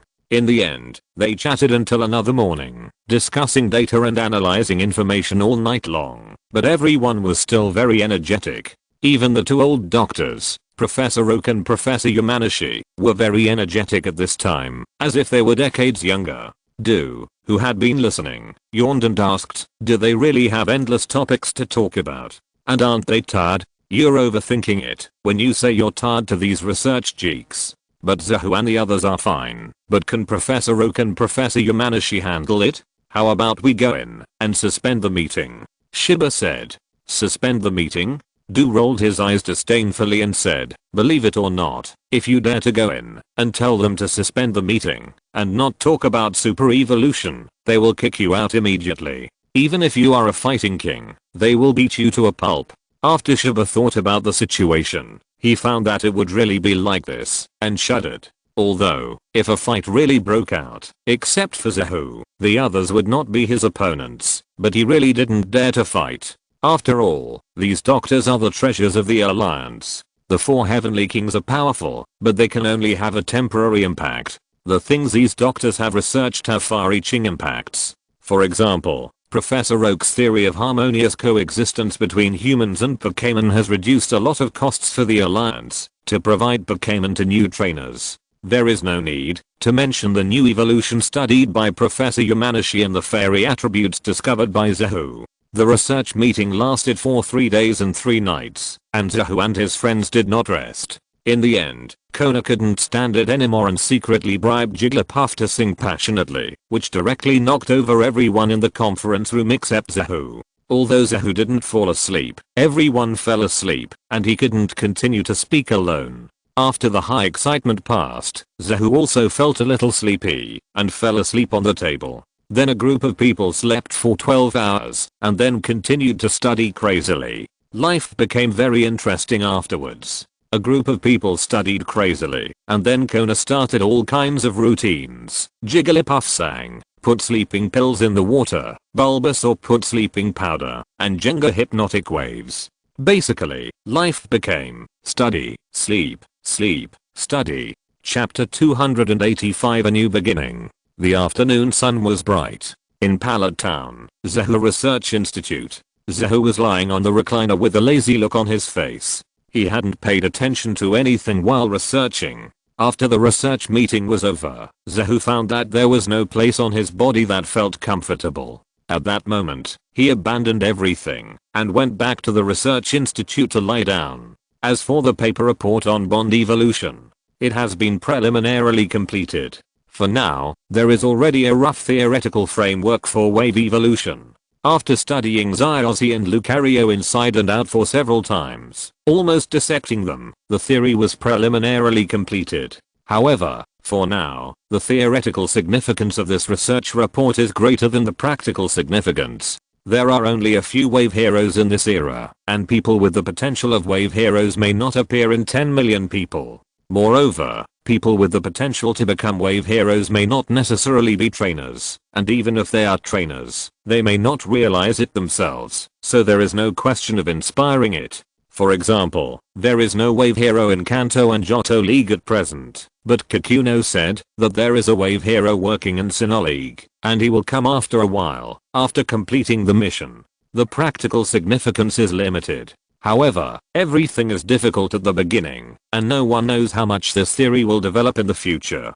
Perhaps, this research will flourish in the future, and then this research report will be evaluated as having epoch-making significance. For example, after finding out that Wave can promote Lucario's super evolution, Professor Oak's next topic is how to tap into the power of human Wave. After all, Wave is something that everyone in Pokémon have, not just Lucario and a few Wave heroes. It's just that only Lucario and Wave heroes can turn their own Wave into weapons. In order to study this, Professor Oak also specially invited magicians of ancient magic to study together. In addition, a research report on how superpowers can make Pokémon evolve is also in progress. Fortunately, just a few days ago, Nancy and her Alakazam completed the legendary super evolution, allowing Alakazam to super evolve. Unfortunately, after Alakazam released the Mega Evolution, he fell into a weak state, and it took him 7 days to recover. The damage to Alakazam was too great, so it was judged as a failed research, and efforts are still being made. However, these things have nothing to do with Zahu, because Zahu is ready to challenge the Hone League. Just a few days ago, Zyozzy had taken a boat to the Hone region with Professor Odama. Although Professor Odama was also interested in Pokémon Mega Evolution, his main research was the study of Pokémon habitats, so after the initial completion of the theory, he went back. Especially there was a new trainer who wanted to go to him to get Pokémon. However, it was a little different from the original plot. In the original animation, Zyozzy separated from Zyuksha and Zyadagang, and set off alone, only taking Pikachu to the Hone region. But now Zyadagang is gone, and Zyuksha is still staying. Why? In the animation, the reason why Zyarksha left was that her 3 sisters were too irresponsible and they directly abandoned the gym and went out to travel, so she went home to be a gym trainer and inherit the heavy responsibility. But because Zahu checked all the gyms in advance, the Cerulean gym is gone. It has not reopened yet. So you want to go home and inherit the gym without a good trip? Don't even think about it, just keep working hard. In addition, in the animation, because Zyarksha wanted to start over, he recalled his original intention and set out with only one Pikachu. However, this time he promised Ho-Oh, so he brought Suicune with him. In addition, Lucario is connected to him by Wava Guide, and Zyarksha has mastered the Bond evolution, so he also took it out. It is worth mentioning that Lucario's ears are better. Thanks to the technology of the Alliance, it seems that there is nothing that the Alliance wants to do that it can't do these days. Although it costs a lot to treat Lucario's congenital deafness under the premise of studying Bond evolution, the Alliance doesn't care about this little effort, and then Lucario's ears are better. However, there are good and bad sides. For example, when he was deaf, because he couldn't hear the outside world, he regarded Zyarksha as the only one, and the battle was all dependent on Zyarksha. But now his ears are better, he receives more information, and his fighting style is affected. There were also some problems with the Bond evolution with Zyarksha, but for Lucario, it is always better to hear. As for the problem of Bond evolution, Zyarksha will definitely solve it. Are you not ready to go, Pokémon? A gentle voice sounded, and Kona came out of the room in a white silk pajamas. In the past, Kona was the default hostess in Zeha Research Institute.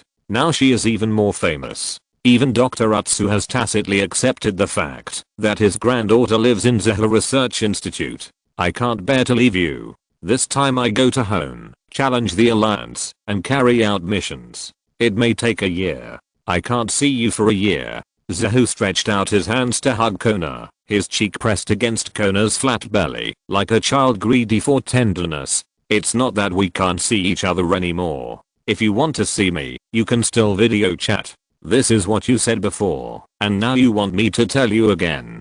Kona smiled and looked at Zahu. What a heartless woman. Pickled pepper chicken claws. Zahu raised his head and said, don't come on, I'm still a pig's hoof. Kona flicked Zahu's forehead with his slender fingers. Then stay with me, a pig's hoof, for a while.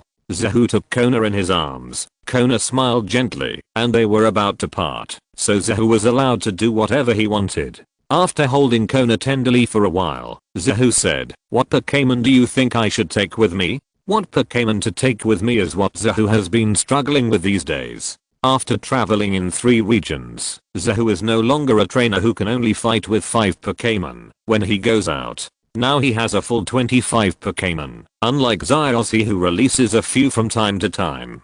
The only one he released is the giant Gyarados, and the giant Gyarados already has a child and is planning to come back. So although he has 9 Pokémon to carry, it is not enough. And he also wants to capture new Pokémon. Going to a new area always brings new feelings. And if you indulge in your past strength, you will only be complacent. There are many Pokémon in the Hone region that we have never seen here. You can start over, or do the same as Zyarksha. Take the initial Pokémon, add an entry, and a Dragonite, or try to let the Leaf King go. After all, the Leaf King is a Pokémon from the Hone region. Kona suggested. Entry and Dragonite must go, and the Leaf King is pending. Then I promised Dragonite last time that I would go to Hone with it to fight Groudon. Although it is very likely that it will be abused there, I will also take it. There are already 3. In addition, training new Pokémon is indeed indispensable, right? And Golduck, that beast duck, should also be taken. The 9-tailed baby has come out, and the giant Gyarados will be back soon, so I will take it too. So there are 7, and there are also Togekiss and Sylph. If I don't take them, I'm afraid they will forget me. There are also Articuno and Zyoluo, powerful protection. It's best to take them with me. By this calculation, there are not enough places. Zahu said. This is because Zyarksha didn't bring Latias. Latias is willing to stay and play with his sister. Otherwise, it would be even more troublesome. It's really tangled. How about I help you decide? Kona said with a smile. Okay. Zahu nodded. Then let's make sure of enters Pokémon first. Dragonite has agreed and can't be rejected. Sure enough, you can throw the Pokeball like Meowth. These 4 will be taken first. Next, Ninetales, come with me to the Orange Islands. My parents like their children very much. Gyarados' baby is not yet a month old. Wait until it's a month old before coming over. In addition, there is a great festival of mythical beasts on Asia Island now. Lugia and the 3 mythical birds can go back and try to grab the throne. Kona said. Has the festival of Lugia and the 3 mythical birds started? Zahu looked at the Lugia flying freely on the side, let go of Kona, waved to call them down, and told them what happened. Well, it has started. Lugia spoke on behalf of the group. Then are you going? Zahu asked. Molten and Zapdos want to go, and Articuno wants to follow brother Zahu again. It doesn't matter if I go or not. Anyway, I can't beat the current sea god. Lugia said. Zahu looked at the 4 Pokémon and knew that except for Lugia, the other 3 he trained were very likely to defeat the current 3 god birds and truly become god birds. However, if that happened, they would not be able to follow him anymore. Although Moltres and Zapdos recognized him, the bond between them was still a little lacking, so they wanted to go back. Articuno had a deeper bond with him, so he didn't want to leave for the time being. Lugia was the calmest. He was determined not to leave, and he really couldn't beat him. After thinking for a while, Zahu patted a few birds and said, since the festival has started, let's go and take a look. No matter whether you want to become a god in the end, you can go and take a look first. It's always right to choose your own life. The relationship between trainers and Pokémon is more like a partner and comrade in arms, rather than a master and servant. Pokémon also have the right to choose their own lives, just like in the animation. Zyossi returned to the tribe on Dragonite, Squirtle returned to be the fire chief, etc. Although Zahu is the trainer of Lugia and the 3 legendary birds, he does not have the power to stop Pokémon from pursuing themselves. Lugia and Articuno looked at it, nodded, and then said that they also wanted to go and see it. Then during this period, you should listen to Kona's words. Zahu said. Lugia and others nodded repeatedly. Finally, let's draw lots. Zahu stood up and looked at the other Pokémon. Chapter 286 Own Region. At the Kanto dock, there were 4 people who set out this time. Zahu, Kichiro, Hirono, and Meowth. There were 2 people who saw them off, Hanako and Kona. Of course, there were also Lugia and the 3 mythical birds. You have to work hard in Hone. Hanako looked at Zahu and said. Don't worry, Mom, your grandson will play with a bunch of championship trophies in the future. Zahu smiled. Then I will give all my time to you. Anyway, I will take good care of your Pokémon in the research institute. Hanako smiled and then consciously left space for Zahu and Kona, who could be called the nation's good mother-in-law. Zahu smiled slightly and looked at Kona. She didn't have much to say. In fact, they had already said goodbye in the morning and agreed not to say goodbye, but Hanako wanted to say it, and then Kona followed, so it would be a bit awkward to say goodbye again now. At this time, Zahu and a few others suddenly heard the ground shaking and suddenly looked up and saw a huge monster approaching them quickly in the distance. Snorlax. Zahu had good eyesight and was the first to see it clearly and couldn't help but said in surprise. As soon as he finished speaking, Snorlax ran over, hugged Zahu, and rubbed his big cheek with him. You have to come with me too. Zahu looked at Snorlax in surprise and said his last draw was for the King of Leave. So apart from Meowth, the Pokémon he brought this time were Entry, Dragonite, Goron, Dragonite, and King of Leave. He also thought that there might be other Pokémon coming, but Zahu really didn't think that Snorlax, who was lazy and gluttonous, would come with him. But since Snorlax wanted to come, Zahu would not refuse. He touched Snorlax's head and said, if you want to come, let's go together. Speaking of which, he also thought about taking Snorlax with him, but Snorlax was lazy and probably didn't want to go, but he didn't expect that he would come by himself, and he felt a little touched in his heart. Snorlax nodded and spit out a Pokeball from his mouth, bringing his own Pokeball. Then, next, let's work hard together. Zahu caught the Pokeball and snapped it back to Snorlax. There's another companion. It's just right. I have a gift for you. Kona said. Gift? Zahu asked in surprise. Kona smiled slightly, took out a piece of pure crystal from his pocket, and handed it to Zahu. Zahu took it curiously, looked at it and said, "Is this a Z crystal? It's still Snorlax's Z crystal. Didn't I give you a gift box this morning? There is a Z bracelet and a piece of ice type Z crystal and water type Z crystal in it. Now Snorlax is going with you, so it's just right for you," Kona said with a smile. Z bracelet and pure crystal. Zahu quickly took out the small gift box that Kona gave him in the morning, took out the Z bracelet inside, and said in surprise, "Don't you need to go through the experience of the king of the island to get it?" "Yes, so the Z bracelet in your hand is mine. With the tacit understanding between you and Pokémon, you can use it very well," Kona said. "But don't you want to use it yourself?" Zahu hesitated. If there was a Z crystal, Kona might not be able to sprint for the championship. Z pure crystal can only be used once in a match. Its practicality is not very good. Even if I use it, I may not win. "Do you think that group of people in do really have no trump cards?" Kona asked back. Zahu smiled bitterly. "Indeed, the 4 Heavenly Kings of Kanto are all champions in the guise of Heavenly Kings. Okay, you sit with peace of mind. Don't worry about me, because my Evolution Keystone and Super Evolution Stone will arrive soon. In fact, I'm giving you the items I eliminated myself." Kona smiled. "You are like this, and my gratitude that I have finally raised is all gone," Zahu said with disappointment. Kona smiled but said nothing. She can get the Super Evolution bracelet now, and it is also Zahu's credit. When Zahu and his friends were doing a good job in their research, the contact between Kanto and Johto Alliance and Carlos Alliance was also completed. Carlos Alliance sent 3 Evolution Keystones and Super Evolution Stones. But there are 7 Heavenly Kings in the 2 places, and there are only 3 Evolution Stones, which is not easy to divide. The first 2 are okay. Watari is the champion, Johto's face, and also the Kanto King, so there must be 1.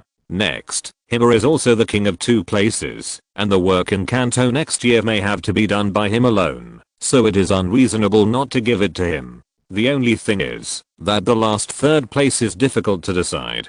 Kona can become the 3rd person, on the one hand, because she is strong enough, and on the other hand, because of Zahu, she is familiar with a group of doctors in the Alliance, so the Alliance has comprehensively considered and given her. "Let's go, don't miss me too much, and take good care of Lugia for me," Zahu said. "When you get to the home region, remember to call me and mom," Kona said.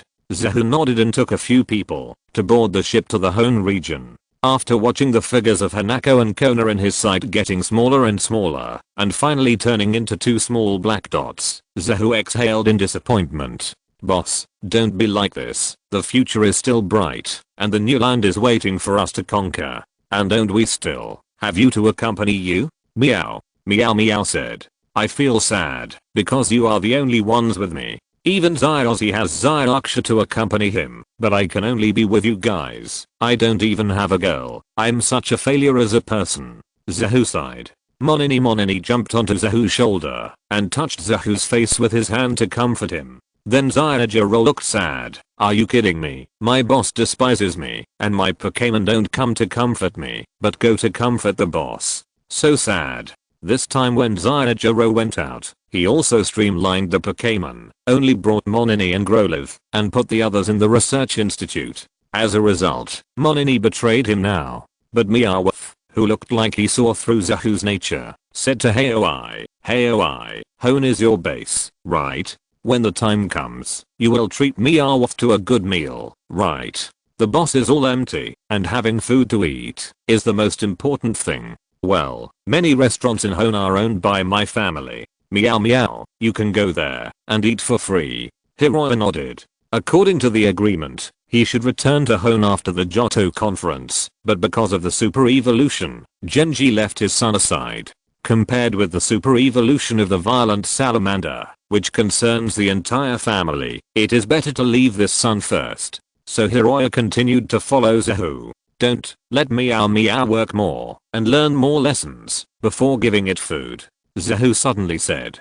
So Nase sure enough, Weng saluted beautifully, indicating that Zahu was right. Maomio's expression was stunned, and then he immediately protested in dissatisfaction. Why? Boss, are you exploiting me? Exploitation? Zahu showed a cold smile on his face, staring at Maomio and said, who agreed to split it 50-50? And who was the one who was hiding the gambling from me? In the end, he lost all the money he earned from the Johto Alliance's business, and owed me a lot of debts, and asked me to pay it back. Thinking of the appearance of those creditors, when they came to the door, Zahu's heart still hurts. Fortunately, I wanted to track down who was running the gambling game before, but found out that it was you two. And the agreed share is gone, and I still have to pay money. Why was I so blind to accept you two little brothers?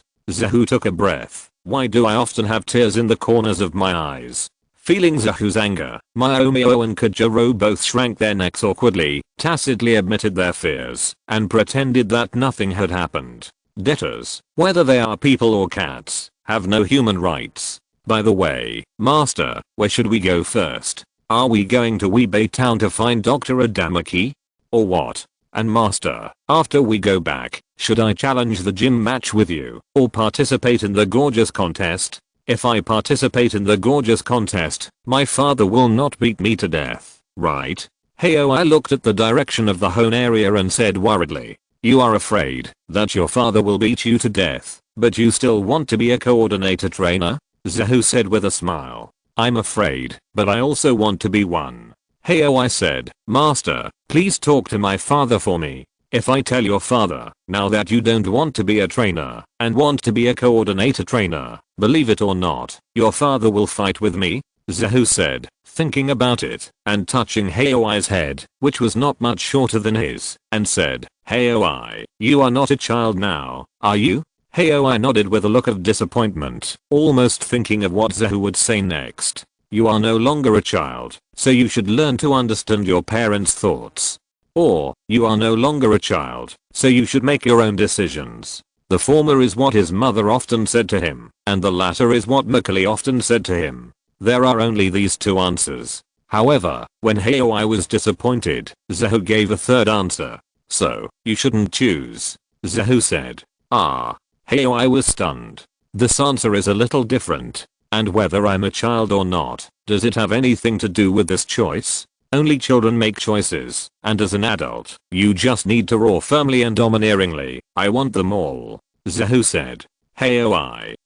0_0 What is my master talking about? Why? I don't understand. If you don't want to wear it, don't think about it. Just participate in the gym competition and the gorgeous competition. Let's talk about it after they are all over. Zahu said. Oh. Heoi's expression lit up. I understand. Chapter 287 Orange Gym. Master, after completing the registration here, we can challenge the Hone League KIR conference. In a Pokémon Center, Heoi said to Zahu happily. Although traveling outside is good, it is also comfortable to return to his hometown, Hone Continent. No problem, this is your hometown, you are most familiar with it, and we have decided to lead you in the Hone region. Zahu said. Promise to complete the task. Heoi imitated the way of the old man, and saluted in a standard way. So Nase then, right after that, the old man jumped out of Zahu's Pokeball by himself, stood with Heoi, and saluted together. Zahu was amused. Being his apprentice is not an easy thing. Especially when Zahu intends to teach seriously. To become his apprentice, if you want to become a master, you must not only be an excellent trainer, but also a good researcher and a good Pokémon breeder. Heoi is not required to reach the level of master breeder of level 8 like Zahu, but at least he must be at the level of level 5, so that he can take good care of his Pokémon when traveling alone. So recently Zahu asked Heoi to take care of Ranran Weng. The tacit understanding between this person and pet also improved. Okay, next, which gym is the closest? Zahu asked. It's the Chenghua gym. The gym trainer seems to be an old woman. I remember that her strength is average, and she is quite easy to beat. Heoi said. Huh. The gym trainer of Chenghua gym is an old woman. Zahu looked at Heoi in surprise. He might have forgotten the trainers of other gyms, but he still remembered the gym trainer of Chenghua gym clearly. Because, the gym trainer of Chenghua gym, Qian Li, is the father of Xiaoyao, the heroine of the Hone region. Now she is an old woman. The gym trainer of Chenghe Gym has changed recently. A new gym trainer has come. He is very strong. No one has been able to take the gym badge from him in the past few months. Miss Joy next to him said. Changed. Heyo, I was surprised, thinking that he had been away for more than half a year, and things had changed a lot. Zahu nodded, thinking that this is right. If Kyanli becomes an old woman, then I will be confused. Okay, let's go. Zahu said. Okay, I'll lead the way. We should be there in the afternoon. I also want to see how strong the gym trainer is. Heyo, I said. Let's go. Zahu smiled, and a group of people headed towards Chenghe Gym. Excuse me, is there anyone? Zahu and his friends walked into the gym, but found that there was no one in the gym, and they couldn't help but be surprised. After Haoi and Kajero called out several times in succession, a little boy who covered his mouth and yawned continuously came out from a side door. Zahu looked at this little boy who was only 6 or 7 years old, wearing a pair of big black framed glasses and holding a book in his hands. His expression was slightly playful. At this time, at this place, and at this age, there should be only one person. One of the new protagonists of the Super Generation animation, the child of Chenghe Gym, Xiaosheng. However, it is really rare to be nearsighted at such a young age. Perhaps because they have thought too much about Pokémon. The physical fitness of humans in this world is ridiculously strong, and there are really not many people with myopia.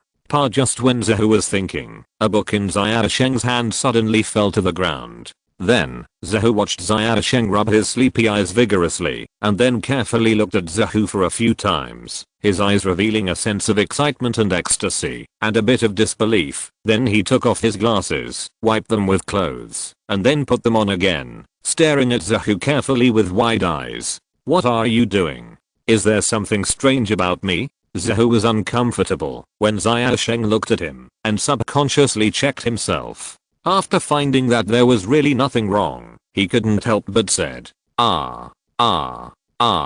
After being called by Zahu, Xiaosheng finally reacted and said with a face full of ecstasy, you are the youngest doctor in the league. Dr. Zahu. Mom and Dad, come out. Dr. Zahu is here. Xiaosheng roared a few times inside, then picked up the notebook on the ground, ran to Zahu with excitement and said, Drive Zahu, can you sign for me? You and Professor Oak are both my idols. I have watched your lectures and papers, and I have also watched your game videos. Lugia, Articuno, Latius, they are also handsome. Okay. Zahu did not expect to come to the Orange Gym, and before meeting the trainer, he met a little fanboy first. However, looking at the sincere eyes of the little fanboy, Zahu signed his name very readily. Before Zahu asked for more useful information, a familiar voice suddenly sounded at the door. Zahu turned his head and saw two familiar figures in his eyes. He smiled secretly in his heart. What a coincidence. Misty and Satoshi, who walked into the gym, saw Zahu the first time and said with joy, Brother Zahu, you are here too. Yes, I came here after taking care of things. Are you two okay? Did you not starve to death without Xiaogang? Zahu said with a smile. Although Xiaogang has the disadvantage of passively triggering the lust, no, magic gang attribute, when he sees a beautiful big sister, he can do housework, cook, and take care of Pokémon. He is an invincible nanny. However, both Xiaozi and Xiaoaksha can't cook. So, Zahu was really worried for a while whether these two would starve to death. Xiaozi and Xiaoaksha had subtle expressions and showed a little embarrassment. When they were together, they didn't feel anything. Now that Xiaogang is gone, they suddenly realized that Xiaogang is indispensable. This is the price you pay for living in a world of two. It's not easy to travel around the world hand in hand. Zahu teased. Listening to Zahu's malicious teasing, Xiaoaksha and Xiaozi blushed at the same time, turned their heads quickly, and then retorted, Brother, don't talk nonsense. And we are not just two people. We also met a new trainer on the way. 3 people walked together. Male or female? Zahu said. Female. Xiaozi said. So you are worse, a boy with 2 girls. Zahu said solemnly.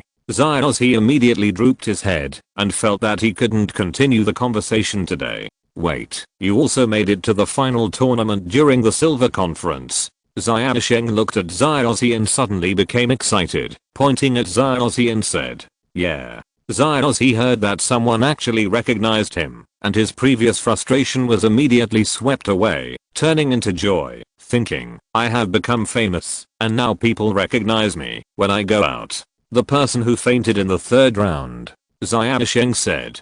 Xiaozi's expression was depressed, and the whole person began to lose color. "Let me think. Your name is Awu, right?" Xiaosheng said.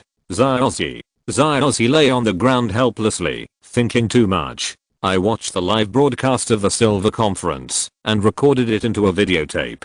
I watched it several times." Xiaosheng said happily, and then put his head close to Xiaozi and said, "You fainted in the third round, right? Lost to Shinde, lost to Charizard, right? Why do you emphasize the loss? After all, I also worked hard to get into the finals, and almost made it to the finals." A drop of cold sweat slid down Xiaozi's forehead, and Quan Ile couldn't help but clenched his fists. He swore that he was not a person who bullied the weak. He had never wanted to beat a child younger than him so much. "And you were defeated by Xiaozi in the first round, right?" Xiaosheng pointed at Xiaoxia with great interest. Xiaoxia, who was watching the show silently on the side, suddenly had a dark face. Where did this naughty kid come from? Zahu looked at Xiaozi and Xiaoxia's faces, and said secretly in his heart, "Fortunately, I won the championship, otherwise I would also want to beat someone." Your matches were really exciting, whether it was Charizard vs. Gyarados or Lucario vs. Charizard, they were all very exciting. Especially when Lucario and Charizard both mega evolved, it was really exciting.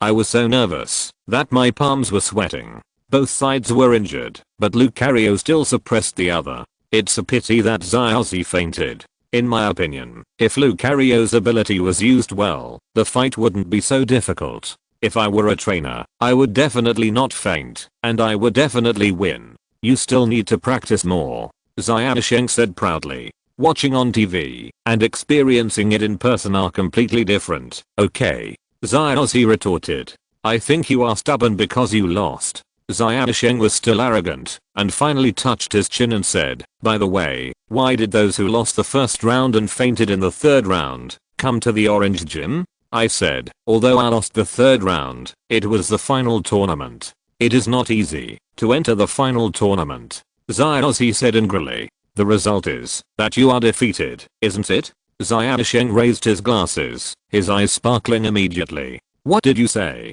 Xiaoxia was furious and couldn't help it for a moment. She jumped over Xiaozi, grabbed Xiaosheng's collar, and glared at Xiaosheng, repeating, "What are you talking about?" As she spoke, Xiaoxia's facial expression had turned ferocious, like an erupting volcano. "No, no." Looking at Xiaoxia's angry face, Xiaosheng decisively backed off. Xiaozi showed a smug expression beside him, silently cheering for Xiaoxia's behavior. Zahu glanced at it and laughed in his heart, but as an adult, he always had to be dignified and stopped it. A girl suddenly appeared from the window next to her and said, "Xiaoxia, Xiaosheng, what are you doing?"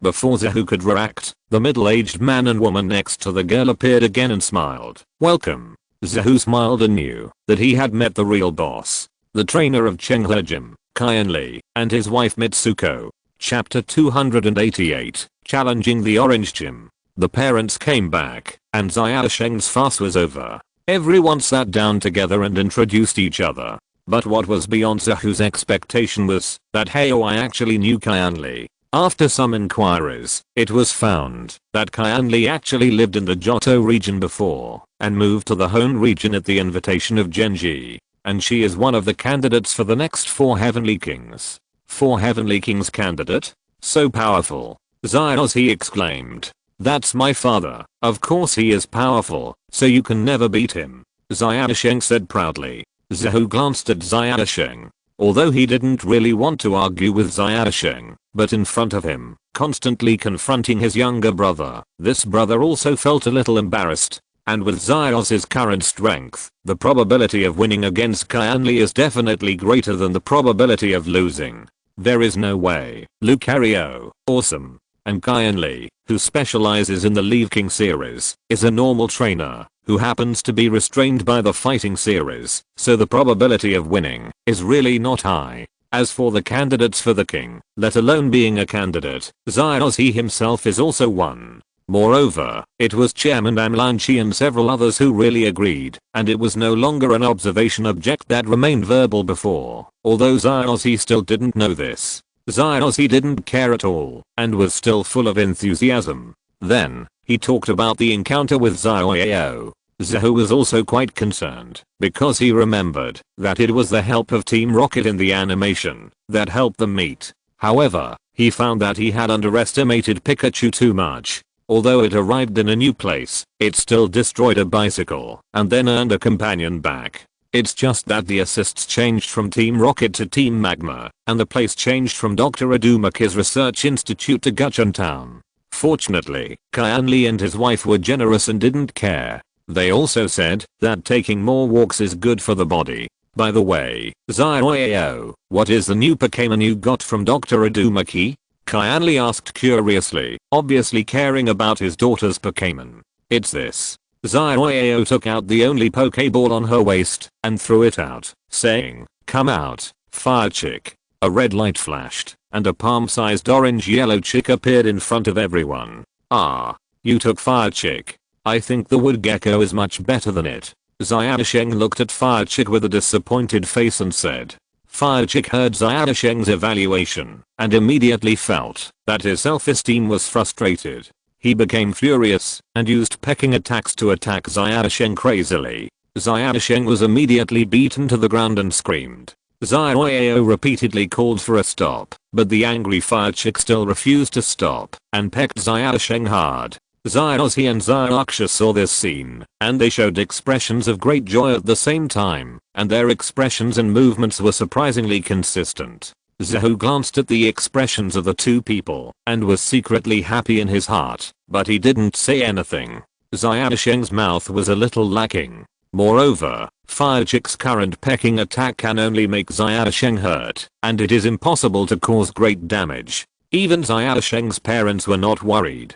Kyanli looked at Zyao with a gentle face and said, "You chose the first Pokémon, Chickadee. You have a good eye. Whether it is Chickadee, Briny, or Waterleap, they are all good.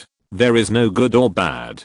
He is just curious about his daughter's choice. Now that he knows his daughter's Pokémon, he must give the right encouragement. Yes, it's quite cute." Mitsuko also said, agreeing with her daughter's support. "As for the one being pecked on the ground, pretend that it is not her son." I said, "You will like it too." Zyao was also happy to get the approval of her parents. It seems that because of this, the Chickadee on the ground finally stopped pecking Zyasheng. Zyasheng, on the other hand, seemed to feel no pain at all. He looked at Chickadee and said, "Great, I also want a Pokémon, but it would be best if it is Briny." As soon as the voice fell, Chickadee immediately attacked again and abused Zyasheng so much that Zyasheng could only stick his butt out and scream on the ground. "Uncle Chicken, I'm kind enough to let you go. Are you still addicted? If I don't give you a good beating, you won't know who is the boss." Zahu felt helpless when he saw this scene. Is Zyasheng's brain broken, or does he have some obsessive preference for Bose? Bose and Blaziken are two Pokémon that are equally matched. Okay. The final evolution, Lizard King and Blaziken are also tough guys with similar strength. If you have to say which one is better, Blaziken has some attribute restraint on Lizard King. I really don't know why he prefers Bose. "Mr. Zahu, you probably haven't eaten yet. Let's have lunch together." Mitsuko ignored her son again and invited Zahu and others. Zahu and others gladly accepted. After the meal, Zahu made a formal challenge to Kyanli. No problem, as a gym trainer, it is an obligation to accept the challenge of a traveling trainer. How many of you are ready to challenge? Kyanli looked at Zahu and a large group of people and said, "It's me and Hirono. Zyos he will definitely take one. What about Zyraksha?" Zahu asked. The reason why he asked this question was that when Zahu was doing super evolution research, Zyraksha followed Kona and had some contact with Mikali, and then she was influenced by Mikali. Recently, it seems that he doesn't want to challenge the league anymore and plans to be a coordinating trainer. I probably won't participate. I plan to collect ribbon medals and participate in large-scale celebrations. Zyarksha replied. Oh, that means the three of us. Mr. Kindly, is it okay? Zahu said. No problem, as a gym trainer, this is what I should do. And it's also good to be able to compete with the champion of Kanto Johto, who has won the third round of the Johto Silver Tournament, and the son of the King Genji. Kindly smiled. As a pre-selected king of Hone and a popular star nearby, he is a very gentle and handsome man. Well, I'll start first. Zahu said. Kindly nodded. It didn't matter, let his disciple act as the referee, and prepared to start the game. Now begins the match between the challenger Zahu from Pallet Town and the trainer of the Orange Gym, Kindly, with the gym badges as the stakes. The rules of the match are 3-on-3, and there is no time limit. The match ends when all three Pokémon on one side lose their ability to fight. In the match, only the challenger can replace the Pokémon on the field, and the gym trainer takes the first move and then attacks. The referee briefly introduced the rules, which are very common rules, and are no different from ordinary gym rules. The first Pokémon, Sloth, go ahead. Kindly took out a Pokéball from his waist. A red light flashed, and a sloth-like Pokémon appeared on the field, but unlike the usual energetic Pokémon, it seemed to fall asleep the next second after it appeared. It really did not live up to the lazy in its name. Sloth, what kind of Pokémon is this? Zyarksha looked at Sloth curiously, and then opened the Pokémon, if he didn't understand something. Sloth, a lazy elf, only needs to eat 3 leaves a day to be full, and can sleep for 20 hours, and hardly moves.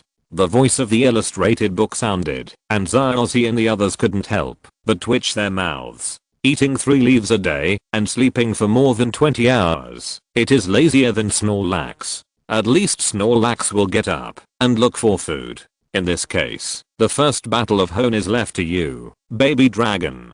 Zahu threw his Pokéball. A red light flashed, and Baby Dragon appeared in the field, looking at the loon in front of him, with high morale. Chapter 289, Hone's first battle. Baby Dragon? It's really an unexpected Pokémon. I thought it was a Pokémon from Kanto or Johto. Kindly looked at Baby Dragon in surprise. It's a new Pokémon, and I'm still running in. I was just about to ask Mr. Kindly to take a look. Zahu smiled, and then his face became serious and he said, Baby Dragon, use Iron Head skill. Baby Dragon lowered its head, and attacked Sloth like a cannonball. Kindly on the opposite side had a calm face. He didn't give any orders, and Sloth swayed, and naturally dodged Baby Dragon's attack. The sudden change surprised Haoi who was watching. Zyarksha and the others from Kanto didn't know, and he, a local from Hone, didn't know the situation of Sloth. This lazy Pokémon could actually dodge so quickly. Zyarksha was overjoyed when he saw this. Although he admired Zahu, in his heart, the idol he admired most was definitely his father Kindly. Baby Dragon, use Iron Head technique again. Zahu did not show any surprise, because the attack missed. This was within his expectations. If Kindly could be defeated so easily, he would not be worthy of being a candidate for the next 4 Heavenly Kings of Hone. As for the lazy character of Sloth, it is not the key for the trainer. Zahu can train an agile Snorlax, so others can naturally train an agile Sloth. Looking at Zahu's expression, Kindly knew that the opponent he met this time was stronger than he thought, and he secretly raised his heart. After Sloth once again staggered to avoid Baby Dragon's Iron Head technique, he shouted, Sloth, Shadow Ball. A dark energy bullet condensed in Sloth's hands, and then hit Baby Dragon's back fiercely. Baby Dragon was injured, and its head hit the ground heavily, directly smashing a small hole, making people feel the power of Baby Dragon's Iron Head technique. Kindly's pupils also shrank slightly. If he hadn't dodged just now, with the physical strength of the lazy man, he would probably be killed in one move. He immediately gave a decisive order, Lazier, Blizzard. The lazy man turned around, opened his mouth wide, and a large piece of ice and snow flew out, attacking the Baby Dragon. Baby Dragon, use Dragon Breath quickly. Zahu shouted. The Ice-type ultimate move doubles the damage to Dragon-type Pokémon. The young Baby Dragon can't withstand a single blow. Even if the opponent is not a pure Ice-type Pokémon, the power is slightly weakened, but it is not something that the current Baby Dragon can withstand. The baby dragon immediately opened its mouth wide, and a large piece of green energy wave sprayed out of its mouth, confronting the blizzard head-on. In a fierce confrontation, in the end, the blizzard overwhelmed the dragon breath and hit the baby dragon. Fortunately, after the dragon breath offset it, the baby dragon did not suffer much damage. "Baby dragon, can you hold on?" Zahu asked. The baby dragon's expression was firm. Although he didn't say anything, the meaning was clear. It still wanted to fight, and it wanted to win. "Okay, let's win together. Use the shadow clone that Jenga taught you," Zahu shouted. Baby dragon shouted, and its body immediately changed, turning into 7 or 8 clones, and then rushed towards Sloth together. Kyanla's face changed. With so many shadow clones rushing at him, Sloth didn't know which one to avoid. Sloth's shaking tactics were only suitable for a small-scale battle with one Pokémon, not for so many Pokémon together. If he didn't dodge and chose to attack head-on, Sloth's personality was too lazy. Even after his training, it was hard to change his nature. It was almost impossible for him to rotate and shoot in a large area like Squirtle. "Sloth, use Blizzard backwards," Kyanli shouted. He couldn't dodge, and he couldn't destroy them all, so he gambled on his luck.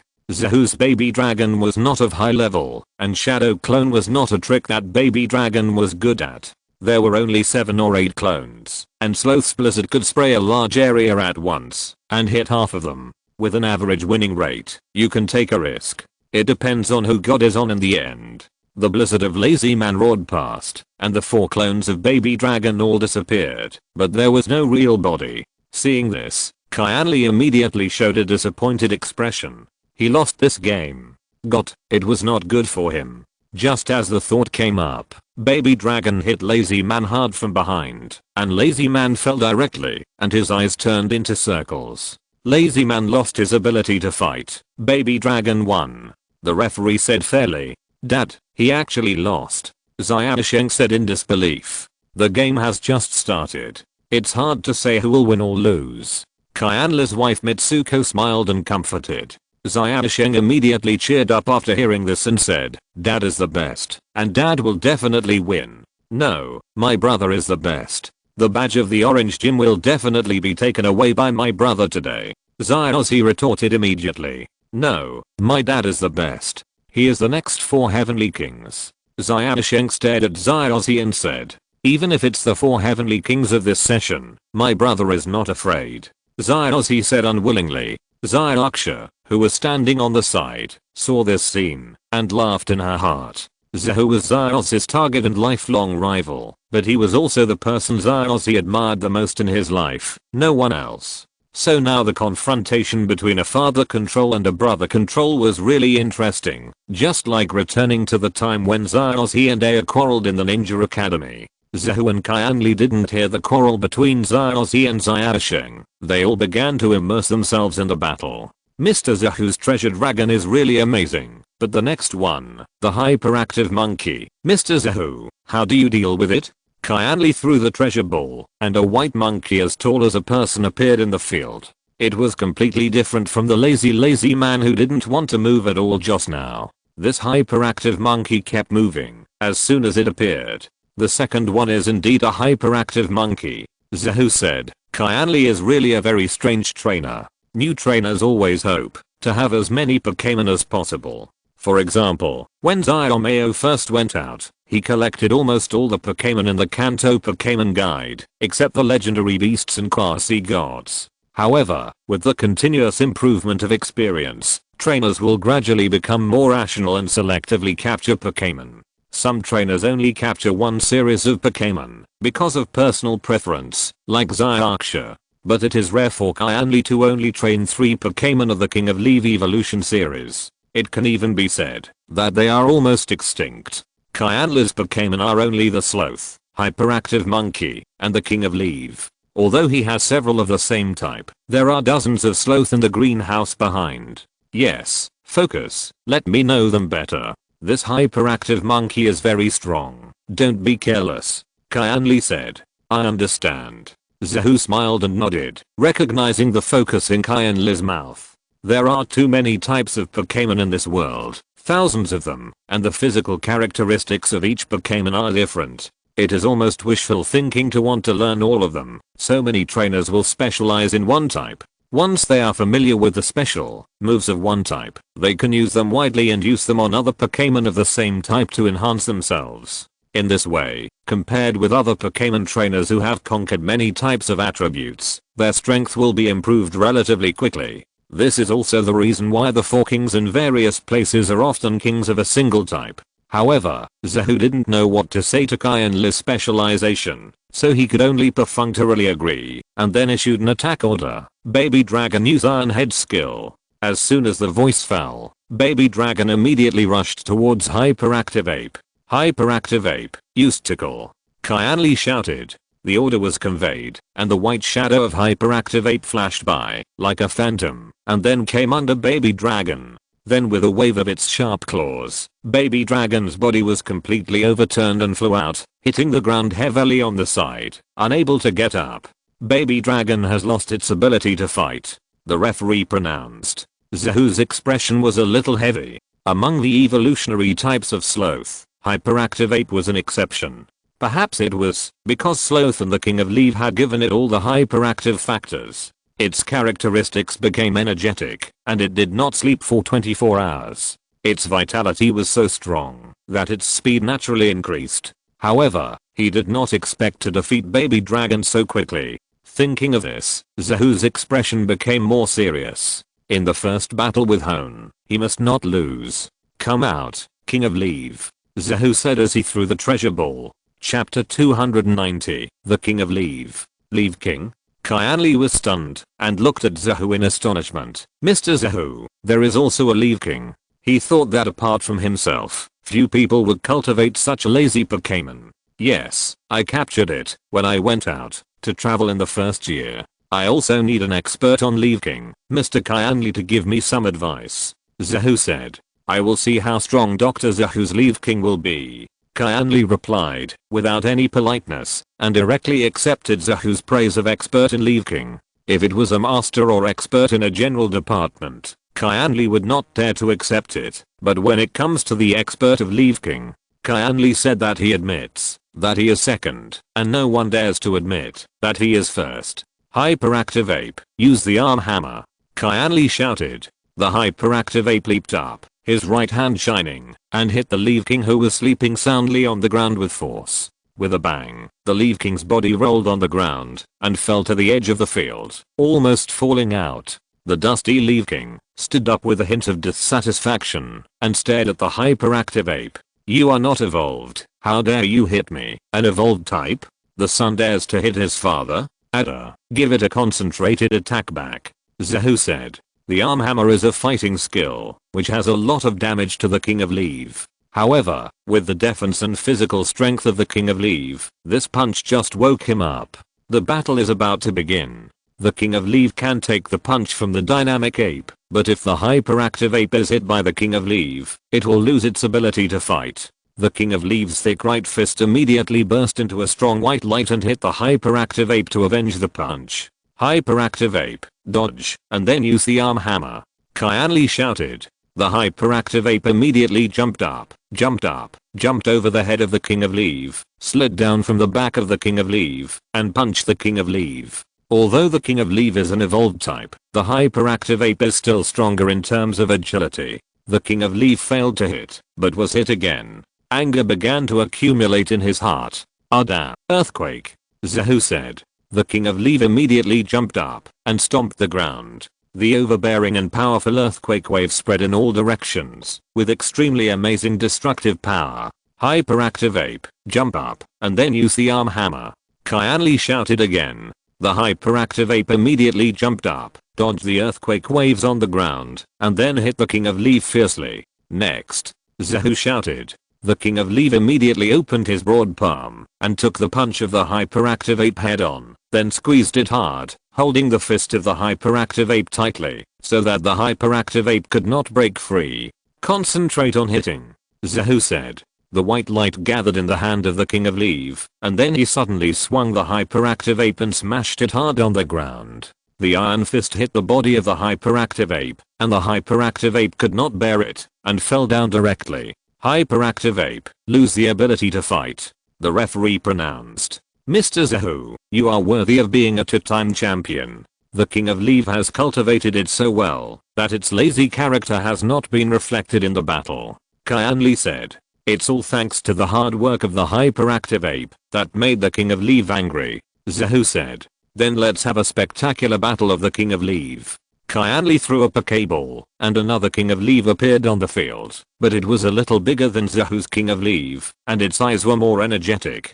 Zahu frowned. The eyes of ordinary Pokémon were bright, which didn't mean much. The fire chickadee that Zioyao just got also had bright eyes, but the King of Leave was an exception. You know, even Zahu's King of Leave, Ada, would not burst into blood and show such eyes if he was not beaten up first. It's really worthy of Mr. Kyanli's King of Leave. He is the only King of Leave who is serious from the beginning. I have seen it, Zahu said. Mr. Zahu is not bad. He will use my attack to stimulate the King of Leave. As long as you are more attentive in the future and feel the emotions of the King of Leave, the King of Leave will also feel your emotions more, Mr. Zahu, and it will naturally be like this at that time. Kyanli said.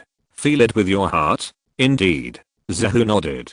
The theory of Pokémon is too complex and rich to be contained in a library. The Pokémon Encyclopedia is just researched to help novices solve their doubts. The basics are the normal state. The few abnormal things are not included to avoid confusing new trainers. The King of Leave is lazy, but if the bond with the trainer is deep enough, it can be overcome in fact. Just like after Snorlax goes to sleep, theoretically, it cannot be woken up within 3 days after eating. But Zahu's Snorlax, as long as Zahu calls it, even if it has just eaten, it can wake up immediately. This is the power of the bond. But it is too difficult to achieve this step. Zahu raises a Snorlax, and he raises it as a son and an ancestor. After raising one, he vowed never to raise a second Snorlax. And it is conceivable how much effort Kyanli has put in to raise the King of Leave to this point. I'll attack first, so I won't be polite. Ada, use concentrated attack, Zahu said. The King of Leave Ada immediately ran towards the King of Leave Kyanli and threw a powerful punch. King of Leave, let's use concentrated attack too. Kyanli shouted. The King of Leave Kyanli ran with his legs, like a tank crushing, iron fists blasting, a head-on confrontation without any tricks. After a loud bang, it was the King of Leave Ada who was beaten back a few steps. Obviously compared with the King of Leave Kyanli, Zahu's King of Leave is much inferior. King of Leave, take advantage of the victory and use concentrated attack again. Kyanli shouted. The King of Leave Kyanli's right fist glowed, and he was about to launch a fierce attack, but Zahu's King of Leave couldn't dodge at this time. Ada, return double. Zahu shouted. At this distance, the King of Leave couldn't dodge, but there was no need to dodge. A strange red light immediately appeared on the body of the King of Leaves. Kyanli King of Leaves punched hard with his right fist, hitting King of Leaves Ada, but then King of Leaves Ada's iron fist followed and hit Kyanli King of Leaves head fiercely, knocking Kyanli King of Leaves out and knocking him heavily to the ground. Mr. Zahu, your King of Leaves can actually use double return. Kyanli was shocked. Returning the physical attack twice, the damage of that move is not low. Yes, my King of Leaves is too lazy and can't compare with Mr. Kyanli's, so I'll let it learn from Guor and Weng. Zahu said. I see. Kyanli said with a solemn expression on his face. If the King of Leaves can use double return, the physical attack of the King of Leaves will be half useless. With his eyes narrowed, Kyanli suddenly shouted, don't be afraid, King of Leave. Use concentrated punches on the ground. Kyanli King of Leave gathered strength in his fists and immediately hit the ground hard. Suddenly, a terrifying force erupted in the earth, and the ground cracked. Then, countless rocks flew out of it and attacked King of Leave, Ada. If you attack head-on, you may be counter-attacked, so you can attack with rocks. Even if you are bounced back, you can still avoid it. Ada, use the destruction and death ray to destroy them all, Zahu said. There were too many rocks, and the double tribute was still staged.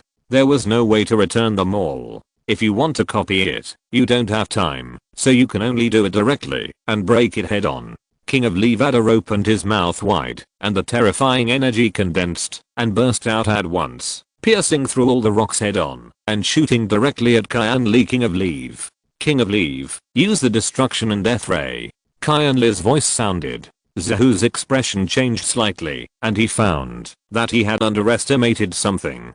Then the destructive death light of the King of Leaves from Kyanli burst out and hit over with overwhelming force, piercing through the destructive death light of the King of Leaves Ada head on, and then hitting the King of Leaves Ada's body. Ada was forced to fall down, and before he could get up, the concentrated attack of the King of Leaves from Kyanli came and hit the King of Leaves Ada hard. The King of Leaves Ada could not bear it and lost his ability to fight directly. If you're listening to this novel on a channel other than Fanfic World, it means they downloaded and uploaded it without effort. We cordially invite you to visit our channel, Mundo Fanfic Novelos. There you'll find the original version of this story and you can explore many other novels of various genres. We're waiting for you to immerse yourself in a world of incredible novels. Chapter 291. They are all old foxes. The battle between Pokémon is so exciting. Zioeo looked at the competition venue in amazement. Kyanli is very strict about the competition. It seems that, because he is worried that his children will be affected, he never lets his children watch the competition. If Zioeo had not become a trainer, he would not let them watch it. So this is the first time Zioeo has seen Kyanli's gym match. It turns out that concentrated smash can be used in this way. You are worthy of being a father. Xiaosheng admired him. In his eyes, Kyanli is omnipotent. Xiaozi did not slander Kyanli at this time. On the one hand, he could not do anything to slander others. On the other hand, he was also shocked and was secretly learning. Heoi took out his little notebook to record and add his experience on the way to crack the double return and the combination of moves. Send out a powerful attack, use the environment, and artificially create a multi-stage attack to crack the double return. When you are not sure whether the destruction ray can hit the opponent, use a confusing attack first, such as exploding rocks, so that the opponent must use the destruction ray to crack, and then use the destruction ray to counter crack, and then attack like a storm to end the battle. After finishing writing, closing the notebook, looking at Kyanli's indifferent expression, Heoi was secretly amazed. He was indeed recommended as a candidate for the next 4 Heavenly Kings. He really had the strength. Even the master was tricked when he was not careful. He was indeed an old fox. But master, how can we win next? As expected of Mr. Kyanli, I'm grateful for your teaching. Zahu smiled. Same here. After today, I think I should also let my King of Leave learn to repay double. Kyanli said. Okay, next, my Pokémon is this, Snorlax. Zahu threw it hard, and Snorlax made a heavy tonnage appearance. Snorlax? Kyanli's expression was serious. Just looking at this head, you can tell that it is not easy to deal with. Snorlax, brute force. Zahu shouted.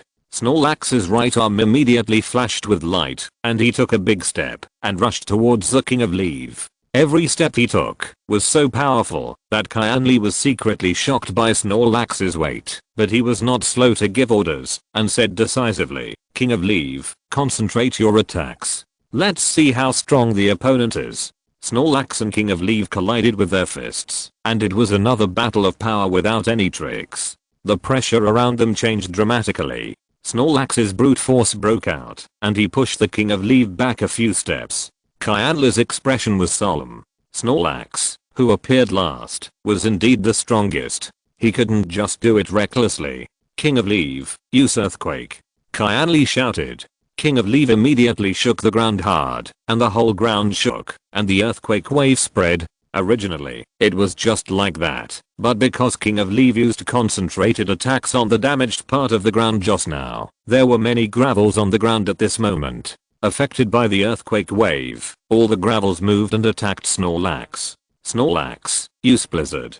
Zahu shouted. Snorlax took a deep breath, his belly swelled, and then a strong cold current blew out, freezing the floating rocks, and blowing them back to the King of Leave. As for the earthquake wave, he injured it. Looking at the rocks that were smashed towards the King of Leave, Kyanli's face changed. Wasn't this the tactic he used to deal with Zahu's King of Leave? Zahu's plan was clear in his mind. Most likely, he was unwilling to accept the failure just now, so he wanted to use this method to fight back and get revenge. King of Leave, open your hands and use the arm hammer to knock all these rocks away. Kyanli shouted. He must not be defeated by the opponent using the method he defeated him. After seeing through the intention, it was not difficult to crack it. As long as he did not destroy the death light and cause the body to stiffen for a short time, he could use the arm hammer. Although he could not knock all the frozen rocks back, he could guarantee that most of them would be knocked back. The few that were knocked back were nothing to the King of Leaves' extraordinary physical strength. However, just when Kyanli thought he had seen through Zahu's intention and knocked away a large piece of rock, he found that Snorlax had disappeared, and there was suddenly a group of black shadows around the body of the King of Leave. He immediately felt something was wrong. However, before he could give a new order, Zahu's voice rang out first. Snorlax, Mount Tay is falling. Snorlax slammed down heavily, like a meteorite, hitting the King of Leave heavily. The King of Leave was suddenly hit by a 1,000-pound object, and under the acceleration of gravity, his head was dizzy and confused for a while. Snorlax, destroy the death ray. The King of Leave was confused, but Zahu and Snorlax were not confused. They issued the attack order without hesitation. Snorlax opened his mouth and sprayed out the destruction death ray with domineering power, hitting the King of Leave's head. The King of Leave immediately fainted and could not fight. The King of Leave has lost the ability to fight. The winner is Zahu from Pallet Town. The referee announced. Kyanli was stunned. He actually lost. However, as a professional trainer, he quickly reacted, took back the request for leave, and said to Zahu, "This is a very exciting game. Thank you Mr. Zahu for teaching me a lesson. Both of you. Zahu smiled. The two handsome men smiled at each other, and the scene was unusually harmonious. Haoi silently opened the small notebook again, and wrote something on the anti-cracking page. At the moment of attack, deliberately create the illusion of using the destruction death ray to make the opponent feel satisfied, and relax the psychological defense line. At the same time, do not use the destruction death ray to clean up, but use the attack to clean up, because there are too many rocks around, blocking the line of sight, making the success rate of Tation's pressure higher." After thinking about it, Haoi combined the cracking and anti-cracking attacks, and wrote them on the combination moves, thinking that these moves can be put together. Then he closed the small notebook again. But looking at the two people smiling on the field, Haoi's mouth twitched. Both of them are old foxes, neither of them is purer than the other, with deep scheming and many routines. When my dad beat me, he was just straightforward, crushing me all the way, killing two of me with one, without any effort. After winning the gym competition, Kyanli asked his disciples to take out the gym badge of Chenghe Gym and give it to Zahu, who thus obtained his first gym badge in the Hone region. Mitsuko and Xiaoyao, who were watching on the side, didn't feel anything, but Xiaosheng saw this scene, as if something was broken. However, Mitsuko and Xiaoyao didn't notice it, let alone Xiaozi and the others. Xiaozi went on the field directly. When Zahu came back, he found out, and he understood Xiaosheng. Xiaosheng had always regarded his father Kyanli as the invincible idol in his life. Now seeing his father lose in front of him, his idol was shattered in his heart, and he was very unwilling. Like now, he looked like he wanted to cry. I remember that in the animation, he directly snatched Kyanli's badge, and didn't let him give it to Xiaozi. Now he didn't come up to snatch it, which is already very good. He wanted to enlighten him, but he was probably a villain in the heart of this former fanboy. After thinking about it, he gave up the idea, and found a reason to interrupt the game first, and then talked to Kyanli, asking Kyanli to take his son to psychological treatment, and wait until the treatment is completed, before playing with Xiaozi. Although Xiaozi didn't understand, he always obeyed Zahu's decision, so it was nothing. After about 10 minutes, Kyanli came back, and then asked Mitsuko to comfort Xiaosheng, before continuing the game. Chapter 292 Traveling Together. Leave King, destroy the deadlight. Violent Salamander, destroy the deadlight. Kyanli and Haoi's voices rang out one after another. Leave King and Violent Salamander fought fiercely in the field, and powerful energy waves bombarded everywhere. Zahu and Xiaozi were watching from the side. Zahu and Xiaozi were fine, as they had seen the game, but Xiaoyao and Xiaosheng rarely watched the game, and they couldn't help but be shocked. Drive Zahu, who will win this game? Xiaosheng asked with concern. Just last night, Kyanli and Zyozzy had a game, and then Zyozzy exploded, Lucario's wave guide added, and they beat Hyperactive Ape and Leaf King in a row. Even Pikachu, I really don't know if it's new to the home region, it's not acclimatized, or it's really been washed. It has passed through Kanto and Johto, and has been through hundreds of battles, but in the end it can only trade 1-for-1 with Lazy Man. Zahu was also helpless when he saw this. This guy's characteristic is definitely not static electricity, but an actor. Then, because it was a little late, Haoi's battle was delayed until today. I don't know. Who can predict the outcome? However, the gym badge should be obtainable. It has nothing to do with winning or losing. Zahu said. Why? Isn't it only by defeating the gym that you can get the gym badge? Xiaosheng said. After being taught a lesson by Kyanli yesterday, his fragile heart was barely healed. Who told you that? Do you think the purpose of the gym competition is to win? Zahu shook his head and smiled. The establishment of the gym is to guide the trainers on the training journey, give the trainers the correct advice, stimulate the trainers' potential, strengthen the bond between the trainers and Pokémon, and allow the abilities of Pokémon and trainers to be developed to the greatest extent. As for winning or losing, it is of no use to the gym trainers. Yes, the greatest role of the trainer is a teacher and coach, not an opponent. This is the important reason why your father became a gym trainer. Mitsuko comforted. So this is the job of a gym trainer. Xiaosheng suddenly realized. For gym trainers, winning or losing is not the most important thing, so gym trainers are recognized and respected. It can be said that all gym trainers are worthy of respect. Zahu said. Yes. Xiaoxia on the side nodded vigorously in agreement. Zahu's expression froze slightly, and he realized that he was wrong, missing the prefix serious and professional. For example, Xiaoxia's three sisters should not mix in the ranks of gym trainers, which will bring shame to gym trainers. Hey, the winner is almost decided. You can get the badge. Xiaozi and Xiaoxia are ready to leave. Zahu moved to the competition venue and said in surprise. As Zahu finished speaking, the result of the game came out. Violent Salamander and King of Leaf both fell to the ground and fainted at the same time, which was a draw. However, under normal circumstances, if it is a draw, gym trainers will give badges. Kyanli is no exception. Then Kyanli's family sent Zahu and others to the door. What was more surprising was that Xiaoyao couldn't wait to catch up and didn't seem to be homesick at all. Perhaps she wanted to leave home early in the morning and go out for a trip. Mr. Zahu, I'm going to trouble you to take care of my daughter, Kyanli said. It can't be considered taking care of. I came to home not only to challenge the alliance, but also to do other things, so I just temporarily went with Xiaozi and the others for a while. Zahu said. That's the same. It's always good to have a companion on the way, Kyanli said. Yeah.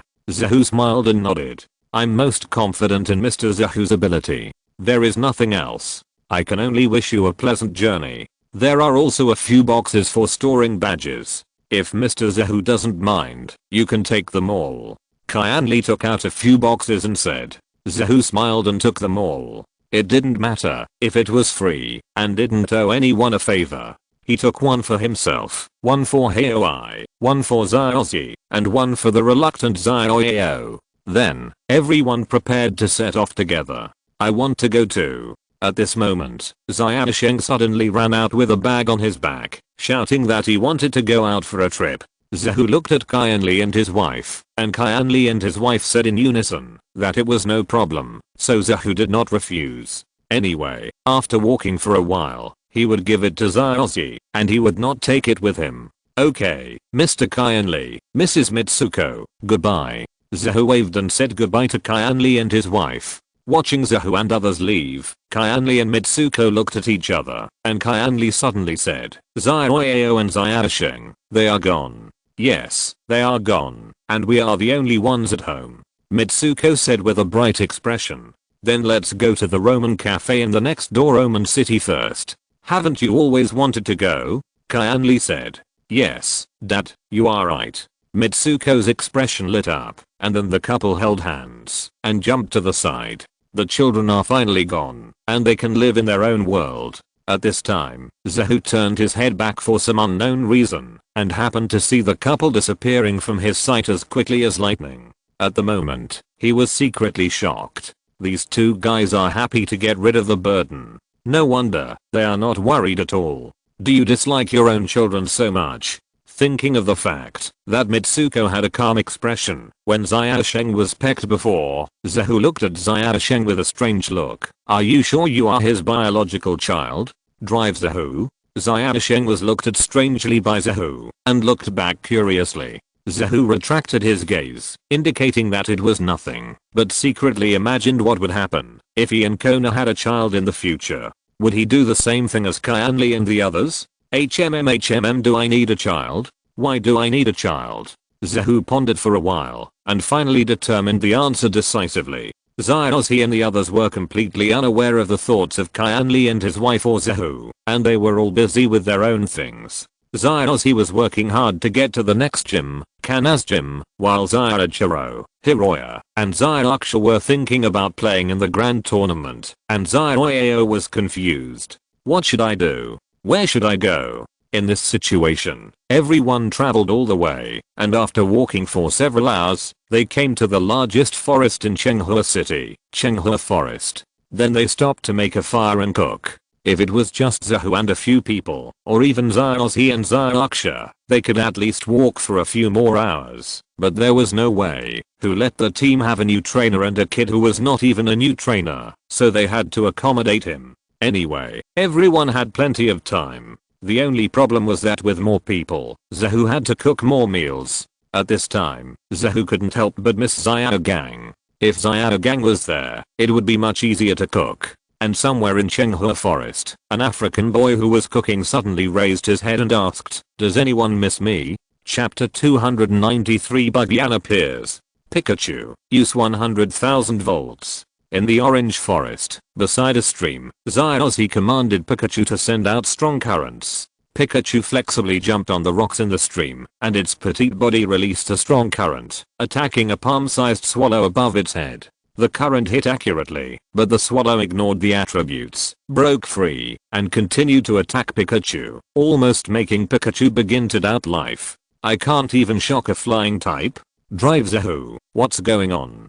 Swallow is a flying type, and Pikachu is an electrical type. Logically, Pikachu's 100,000 volts should be a very effective attack. Why was Swallow hit by Pikachu's 100,000 volts 3 times, and nothing happened? Xiaosheng asked with a puzzled look on his face. He felt that the outside world was really big. Once he went out, his worldview would be overturned. Because Loki is Loki. He has the courage to not bow down to any Pokémon. He will fight to the death, and will not care, even if his body exceeds its limit. If Pikachu's 100,000 volts were used on ordinary flying Pokémon, it would have fallen down long ago, but it would not work on Loki. Although Loki should fall down in theory, he refuses to admit defeat in his heart. Zahu said with a smile. If there is really a Pokémon that suits Xiaozi best, in Zahu's opinion, it is definitely Loki. They have the same personality and never admit defeat. Is that so? Pokémon all have their own personalities. This cannot be judged by attributes alone. Xiaosheng suddenly realized. Zahu looked at Xiaosheng in surprise. This kid is not very likable in terms of personality, but he is quite talented in Pokémon research. At a young age, he knows a lot of things, and like Professor Oak, he likes to withstand the attacks of Pokémon. If he digs deeper in the future, he can become a Pokémon researcher. Maybe he is also a fun little brother. After thinking about it, Zahu didn't say much, but continued to watch the game that had not been played yet, and couldn't help shaking his head. The cause of this duel was very simple. The hatred of stealing food, irreconcilable. Orange Forest is the territory of the eagle. Although the racial value of the eagle is not very outstanding, it is too tough, and most Pokémon are unwilling to provoke it. Especially the eagle is a social creature like the giant beetle, appearing in groups. Even large Pokémon such as Nidoking are generally unwilling to provoke it easily. After all, you are just one person, and hundreds of them are besieging you. In addition, the eagle has a bad character. When it sees food, it will grab it. It has an amazing possessiveness for food. Basically, when it arrives at a certain place, it will eat all the food in an area before leaving, and during this time, no one is allowed to steal their food. This eagle suddenly appeared when Pikachu was eating, snatched Pikachu's food, and then Pikachu got angry and decisively started a battle. I just don't know if it's because Pikachu didn't have enough food, so the fight has lasted until now. Brother, what should we do? This swallow has been hit 4 times by Pikachu's 100,000 volts. If we continue to hit it, Swallow might die. Zyozzy looked at Zahu with a hint of anxiety. If the game continues like this, Pikachu will definitely win, but Swallow will die. What else can we do? Just capture it.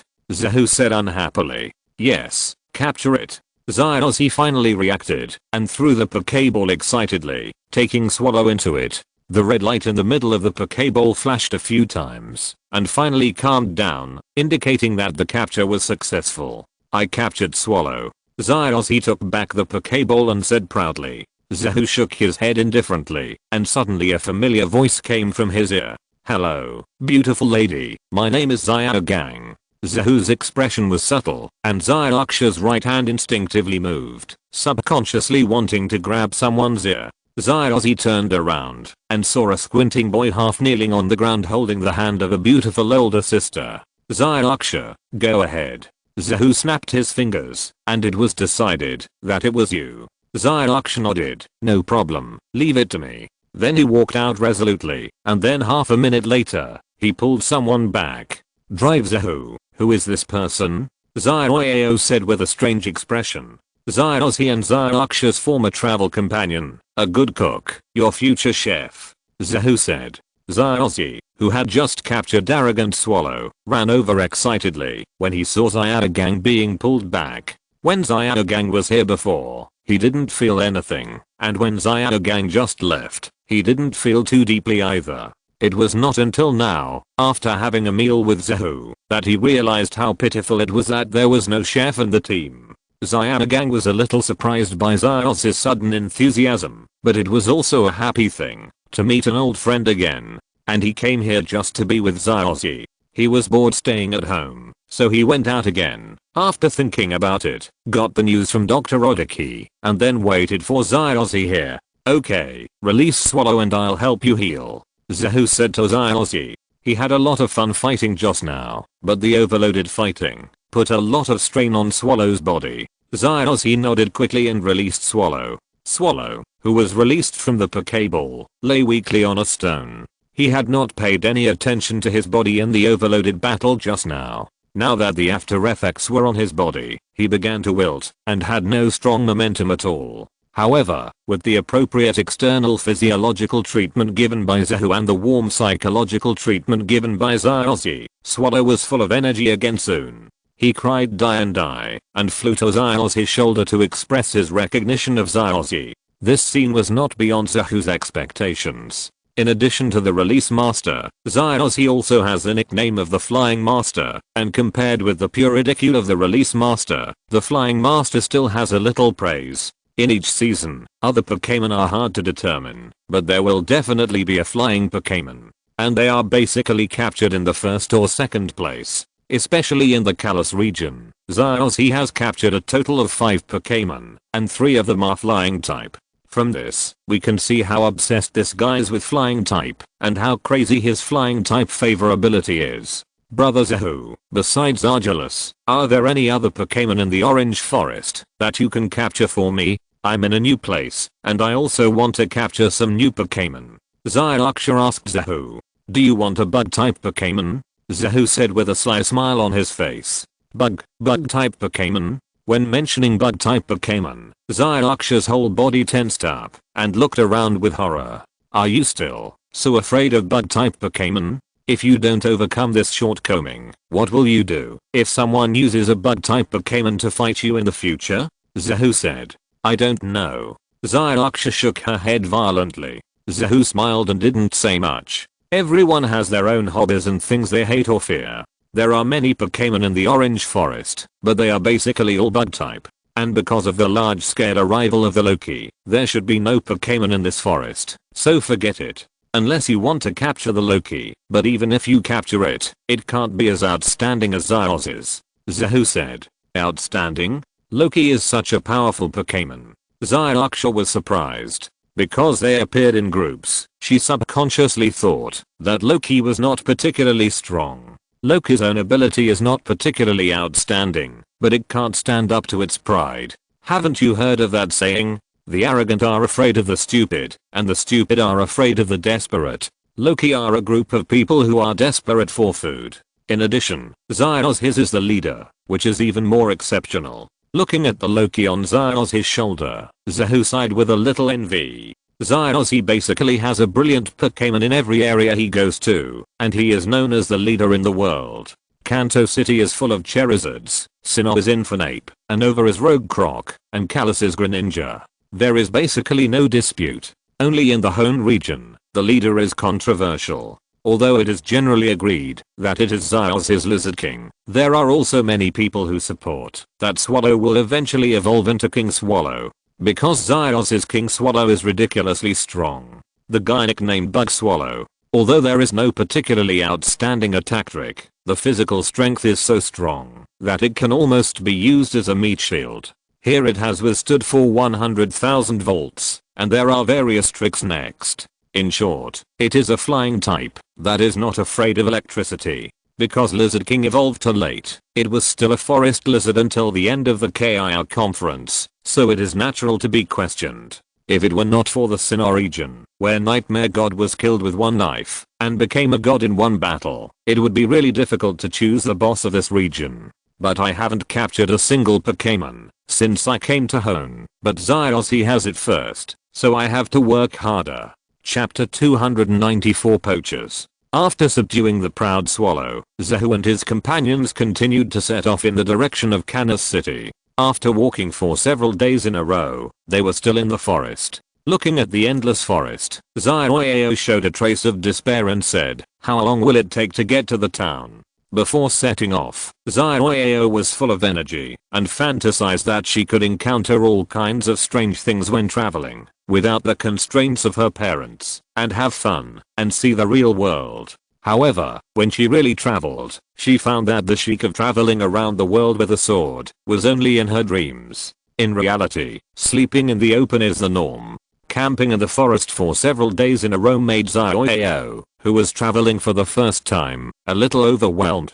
She was also glad in her heart that she was with Zahu and his group, otherwise she would cry if she came out alone. Okay, there is a Pokémon Center not far ahead. When we get inside, we can rest for a while. Zahu smiled and was very considerate of Zyos. It is always inevitable when traveling for the first time. When Zyos went out to travel, if Zyosha and Zyanogang were not with him, Zahu would really worry that he would run into the mountains and lose contact and be lost. Zahu's comfort was not given much thought, but it was very casual. It was just that the Pokémon Center he mentioned obviously stimulated someone.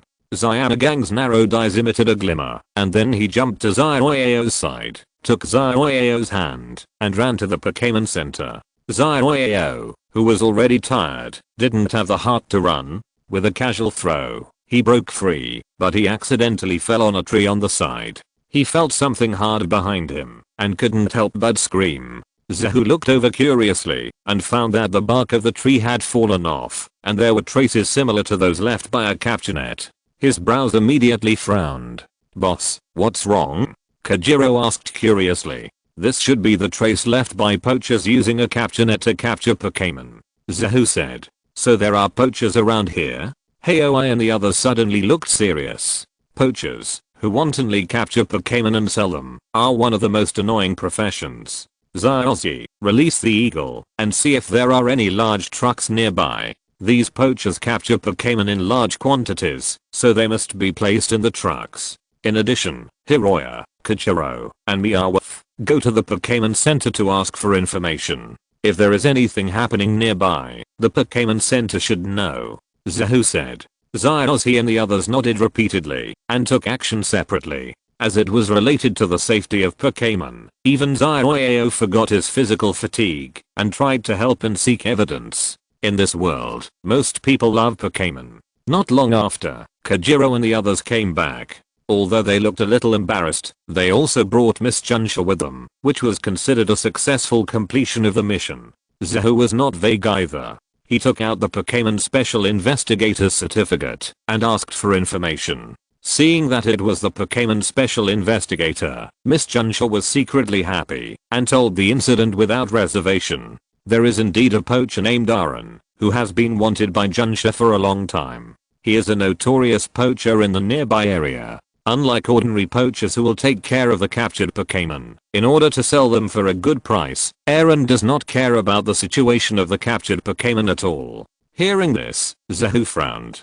This man is looking for death. However, because he has not found the person yet, Zahu had to suppress his anger temporarily. When he saw Zyos's swallow flying back and said that he had found the person, he immediately took action. He threw the Pokeball directly, released Dragonite, and then sat on Dragonite, followed Swallow to fly over there first, and Haoi immediately released the Salamander to follow. Zyos, he and the others who did not have large flying Pokémon were more helpless. They could only squeeze in Junsha's car and drive over there. Looking at Zahu and Haoi flying freely in the sky, Zyos he secretly regretted that he did not bring Charizard with him. I secretly thought to myself, should I bring a big flying Pokémon with me when I go out in the future? It will be convenient in many ways. Ignoring Zyos's thoughts, Zahu rode Dragonite in the sky. Not long after, he saw a large truck below. The back box was an iron cage with a large number of Arbok and Gas Bomb hanging inside. Moreover, these Arbok and Gas Bomb had scorch marks on their bodies, which seemed to have been electrocuted by someone. Seeing this, Zahu's expression became even angrier. He drove Dragonite to use Tarzan pressure and directly fell from a high altitude into the cage behind the truck. Dragonite fell suddenly with great power. Although there was an electric current stimulating Dragonite when it touched the iron cage, Dragonite relied on its strong defense and didn't take it seriously at all. It directly smashed the iron cage and released Arbok and Gas Bomb. The released Gas Bomb and Arbok looked at Zahu with gratitude, while the owner of the car glared at Zahu with an angry face and said, "Who are you? How dare you let my prey go?" If it weren't for the fact that Zahu's Dragonite was too big, and he felt that Zahu was not easy to bully, he would probably have taken action directly. This has nothing to do with you. If you know what's good for you, surrender, or I don't mind beating you to death here, Zahu said. This person is exactly the same as the one on Miss Junsha's wanted list, that is, the wanted criminal Aaron. Now that his identity has been confirmed, the enemy and us are clearly distinguished, so what else can be said? Then it depends on whether you have the ability to do it. Aaron naturally would not sit still and wait for death, and threw a treasure ball and said, "Toucan, use drill." A toucan flew out, its sharp beak spinning rapidly, and launched a fierce attack on Zahu and Dragonite. Seeing toucans, Zahu subconsciously raised his eyebrows. I don't know if it was Zahu's illusion, but I always felt that toucans seemed to appear as villain Pokémon. Basically, people who do illegal things have a few of them. That Rocket Team's Tatsumi is like this, and this Aaron is also like this. 100,000 volts. Although he was a little distracted, Zahu would not be slow to give orders. Electricity surged from the tentacles on Dragonite, followed by a 100,000 volt of strong destructive power. Toucans was attacked by the electric current, his eyes widened, and he fell to the ground all of a sudden, losing his ability to fight. Not all flying Pokémon are Zyos's Bug Swallow. Damn, how can it be so strong? Aaron's face changed. He never thought that his toucans would be so vulnerable. He knew that he probably couldn't beat it. His eyes rolled, thinking about how to get out. Dragonite, give him a 100,000 volt package. Zahu said. This is not a Pokémon competition. Directly attacking trainers is very common. Dragonite attacked Aaron without hesitation. Come out, Shakira. Seeing the 100,000 volts coming straight at him, Aaron's face suddenly changed, and he quickly released his last Pokémon. A grey-blue Pokémon that looked like a pupa appeared in the field and took Dragonite's 100,000 volts head-on. It was immediately burned on the outside and tender on the inside, and almost fell down. Zahu was stunned. It was really strange that this poacher had Shakira. Are quasi gods so common these days? Seeing Zahu's rare days, Aaron was overjoyed and shouted, "Shakira, use sandstorm." Shakira immediately spun rapidly, forming a huge sandstorm. Then Aaron ran away without looking back. He realized that, even if Shakira came out, he would not be able to beat Dragonite, and even if it evolved into Bangira, it might not be able to do it, so he ran away directly. Zahu did not chase after him, because there was no need at all. Besides him, there was also Haoi flying over. It was not easy to deal with a poacher without Pokémon. Looking at Shakira who was creating a sandstorm in front of him, Zahu said calmly, "Dragonite, water gun." Dragonite calmly opened its mouth and sprayed a stream of water violently, directly piercing through Shakira's sandstorm and hitting Shakira, knocking Shakira aside. "Okay, your master has abandoned you. Why are you still fighting?" Zahu said lazily. Shakira's strength is not bad, and it is also at the elite level, but compared with Zahu's Dragonite, who is targeting the old Dragonite in the Dew family, and can compete with Dew's main Dragonite, it is far inferior. Zahu is really too lazy to bully, too weak. When Shakira heard Zahu's words, she looked at Aaron who was running away, and a burst of rage suddenly rose in her heart. "I fought for you, and you actually abandoned me?" With strong anger and dissatisfaction, a white light flashed on Shakira's body. Zahu was slightly stunned. He was lucky today to see the Pokémon evolve. In a moment, Shakira successfully evolved into Bangira, from a pupa without hands and feet to a 2-meter tall behemoth.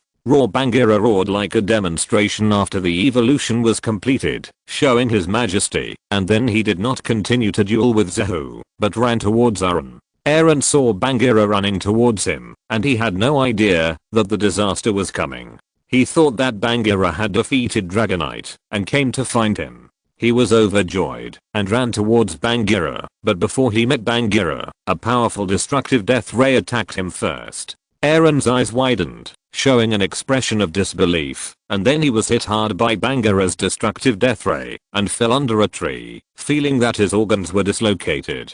"Damn it! Open your eyes, I'm your trainer, how dare you attack me?" Aaron roared at Bangira angrily. However, after hearing this, Bangira became even more angry. He ran over quickly, stepped on his Pokeball, crushed it, and then showed a ferocious expression to Aaron. The desert tyrant, Bangira, has the same bad character as Gyarados, and often does not obey the trainer's command. Especially this Bangira evolved wildly with anger. Controlling the earth, a sharp stone attack burst out, jumped out of the ground, hit Aaron's back, knocked Aaron away again, and then fell to the ground, and then walked away step by step. Looking at Bangira walking towards him, Aaron was panicked. He even felt the breath of death at this moment. This Pokémon really wants to kill him. No, I want to live. It doesn't matter if I'm caught by Junsha, at least I can live. In Aaron's despair, a voice that was once very disgusting, but now sounds like the sound of nature rang out. "Katie, spray fire." A dazzling column of fiery red flame sprayed from one side and hit Bangira. Chapter 295, Conquer, Conquer, Conquer. Raw Bangira, who was already in a rampage state, found that someone dared to attack him, and immediately became furious, leaving Aaron and attacking the Growlithe. Growlithe fought back, but unfortunately, its strength was much worse than Bangira, and it was completely suppressed and even crushed. "Mr. Zahu, please take back your Bangira quickly, and stop attacking my Growlithe. And Aaron should be punished by imprisonment, not death." Miss Junsha ran to Zahu anxiously and said. As soon as she arrived, she saw Changwei beating Leifu. Oh no, it was Bangira beating Aaron, so she thought Bangira was Zahu's Pokémon. Because she is a competent policeman, Junsha strictly implements the laws of the Alliance. Although Aaron has committed a serious crime, he should be detained and then tried when he has lost the ability to resist. "Sorry, this Bangira is not mine, it belongs to Aaron, so I have no right to interfere." Zahu spread his hands and said. It was the poacher's own. Then how could he be attacked by his own Pokémon? Xiaosheng, who came running over, was surprised. Because when Aaron escaped, he abandoned Bangira, who was still Shakira at the time, and Bangira evolved in a rage. Pokémon evolution is a very mysterious thing. So far, no one in the academic world has been able to study this mechanism well, but what we know is that Pokémon evolution is a very significant change for Pokémon, not only in terms of powerful moves, but also in terms of personality. After many Pokémon evolve, their personalities change drastically, which is equivalent to turning into a different Pokémon. Zyozzy should have a lot of experience in this regard, Zahu said. Zyozzy nodded with a heavy face, thinking of the disobedient Leopeng back then. He was just sad and shed tears. Fortunately, it's all over, and his level has finally been raised, and he no longer has to worry about Pokémon being obedient. Then please ask Mr. Zahu to stop Bangira first. If this continues, my Growlithe will be beaten to death. Miss Junsha said anxiously. Okay, no problem. Zahu smiled. Although Shakira has evolved, it is still at the elite level. Even if it falls into a frenzy, its strength is only at the Quasi-King level. It is easy to deal with it. He patted Dragonite, and Dragonite immediately understood, and flew over quickly to save Growlithe, and then confronted Bangira. Bangira was angry when he saw his opponent was rescued, and then he found that the Pokémon who rescued his opponent was the Dragonite that beat him up just now. The violent factor in his heart immediately occupied all his emotions and attacked Dragonite. Facing Bangira's violent attack, Dragonite looked calm. With its naturally cute expression, it is difficult for it to make any particularly fierce expressions under normal circumstances. It just played with Bangira casually. That's right, Bangira thought it was dueling, while Dragonite hadn't met a decent opponent for too long, and the days were getting more and more boring, so it found a little kid to play with, deliberately not using the fighting type trick with 4 times restraint. A freezing punch on the left, a flaming punch on the right, a water gun on the left, and a 100,000 volts on the right. He used all kinds of special moves in different ways. After evolving into Dragonite, in the Dragon Sanctuary of the Smoke and Ink Gym, the old Dragonite taught Zahu's Dragonite all the basic moves it knew, and Dragonite was really talented, so now it can learn all the attribute moves. When Zahu saw this scene, he couldn't help but feel ashamed, remembering that he said in the Orange League that Yangtze let Dragonite learn so many special moves to distract his attention, and then found that his Dragonite was the same. The matter should be over for the time being. After the Dragonite is beaten, I will take Bangira to the Pokémon Center for treatment, Zahu said to Miss Junsha. Thank you Mr. Zahu for your help. Miss Junsha thanked Zahu. If it weren't for Zahu, she wouldn't know how to catch the Siren. Because Growlithe was injured by Bangira and needed treatment, and Aaron was only left with 1 breath. After being beaten by Bangira, he also had to be treated, so Miss Junsha didn't exchange too many polite words with Zahu, and hurried away with Growlithe and Aaron. Okay, don't just stand there. These Arbok and Gaspam were abused when they were caught. You help me treat these Pokémon. Zyadagang and Kajiro will be my assistants. Zyozzy, Zyaksha, Zyadasheng, Haoi, Meowth and Guoran will help.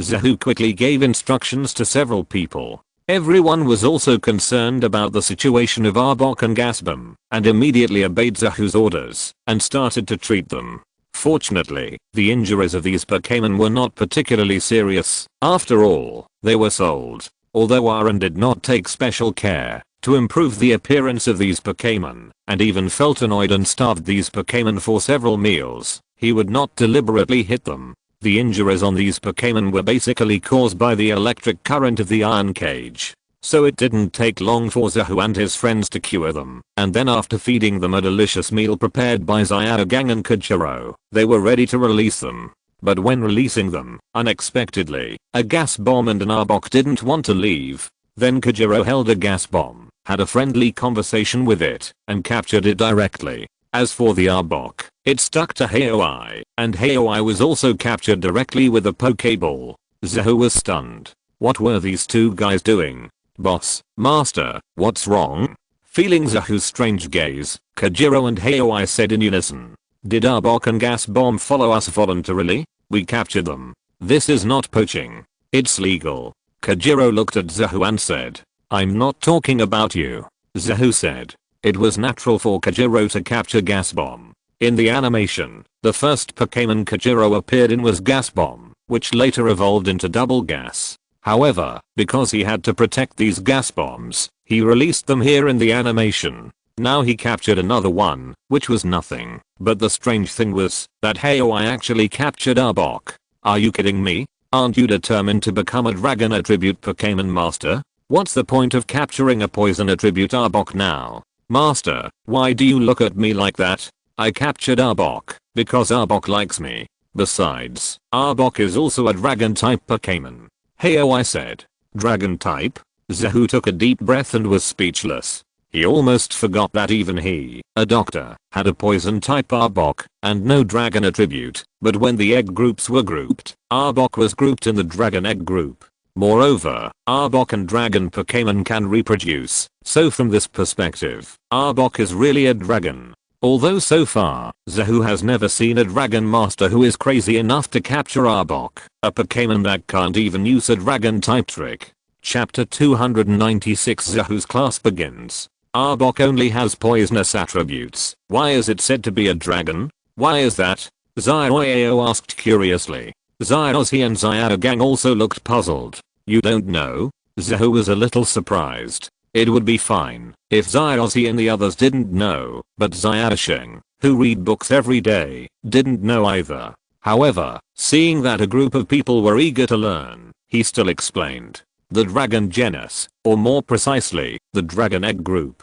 The number of Pokémon in this world has not been unified yet, but it is certain that there are many species, hundreds or even thousands. Among so many Pokémon, it is inevitable that different species of Pokémon will fall in love with each other and then create Pokémon. But there are many Pokémon that cannot reproduce with each other, which involves the issue of egg groups. Generally, only Pokémon in the same egg group can reproduce. There are currently 14 egg groups that have been confirmed. They are monsters, humanoids, underwater 1, underwater 3, insects, minerals, flying, amorphous, land, underwater 2, fairy, ditto, plants, and dragons. The classification here is not based on attributes, but on physical characteristics, so Charizard and Gyarados are also classified as dragon egg groups. As for Arbok, although it is a snake, it is indeed in the dragon egg group.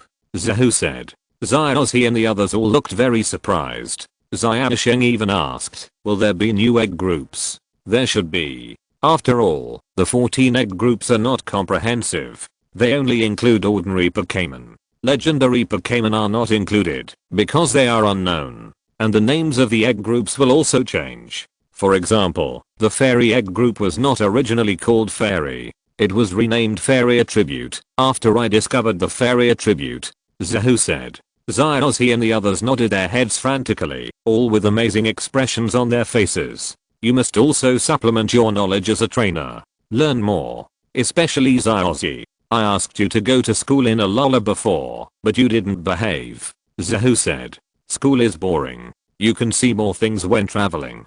Zyozzy shrugged. Boring? Zahu looked at Zyozzy and raised his eyebrows slightly. In the animation, when you were in school in Alola, you were not bored at all. You were even fighting with the Ultra Beasts. Okay, if you want to learn these things, I will teach you about them one day. Now we should go check out the Bangala inside. It is a quasi-god after all, and it cannot die. Zahu said. Quasi-god. Brother, what is a quasi-god? Zyozzy asked curiously. Huh? Zahu stopped and looked at Zyozzy. Is this guy really my brother? Have I really not told him about these things over the years? Yes, what is a quasi-god? Is it a kind of mythical beast? Zioeo also asked curiously.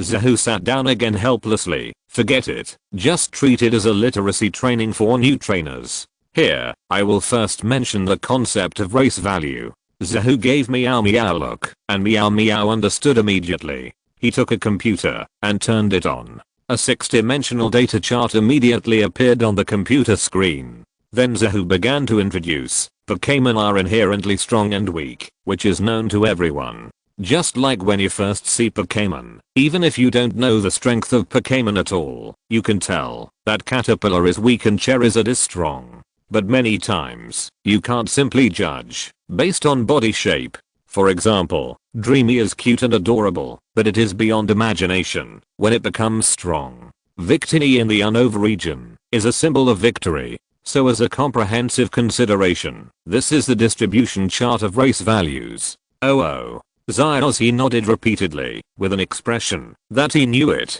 Zahu rolled his eyes. Every time he encountered new Pokémon knowledge, Zyozzy was so curious and wanted to ask, but every time he finished speaking, Zyozzy forgot everything. But why is there no such information in the Pokémon Encyclopedia specifically for novice trainers? Zyanagang said. Because the Pokémon Encyclopedia was only developed in recent years, a lot of information needs to be continuously entered and improved. Because it is too large, and the theory of race value is not fully recognized now, the race value is not recorded. However, after 5 or 6 years, when the Pokémon Encyclopedia includes all the existing known Pokémon, it should include references to race values. Zahu said. References to race values? Zyadasheng's eyes lit up, and he asked curiously, Drive Zahu, in 5 or 6 years, I will be 10 years old and an adult. Can I see the production of the Pokémon Encyclopedia? No problem, you can come to me when the time comes. Anyway, I have to make the 2nd generation Pokémon Encyclopedia. Zahu said. Is it Brother Zahu who is doing it? Zyoyo looked admiring. Zahu smiled slightly. The Pokémon Encyclopedia was advocated and researched by Professor Oak, and then assisted by Professor Nishinomori. But after 5 or 6 years, Professor Oak probably doesn't have the energy. If it is to be done, it will basically be done by his student. By the way, brother, what is Pikachu's race value? Zyozzy asked excitedly. Pikachu also stared at Zahu with big eyes, looking at Zahu adorably. My race value must be very high. Are you sure you want to see it? Zahu said with a strange expression. Yeah. Zyozzy and Pikachu nodded firmly. Okay, let's see it. Zahu pushed the computer, and everyone immediately leaned over. Physical strength. 35 attack. 55 defense. 33 special attack. 50 special defense. 40 speed. 90 total 300. Pika seeing the data on the computer, Pikachu didn't step firmly and flipped over, falling from Zyozzy's shoulder. Did you see it wrong? I'm only 300? Brother, you didn't see it wrong. How could Pikachu be so weak?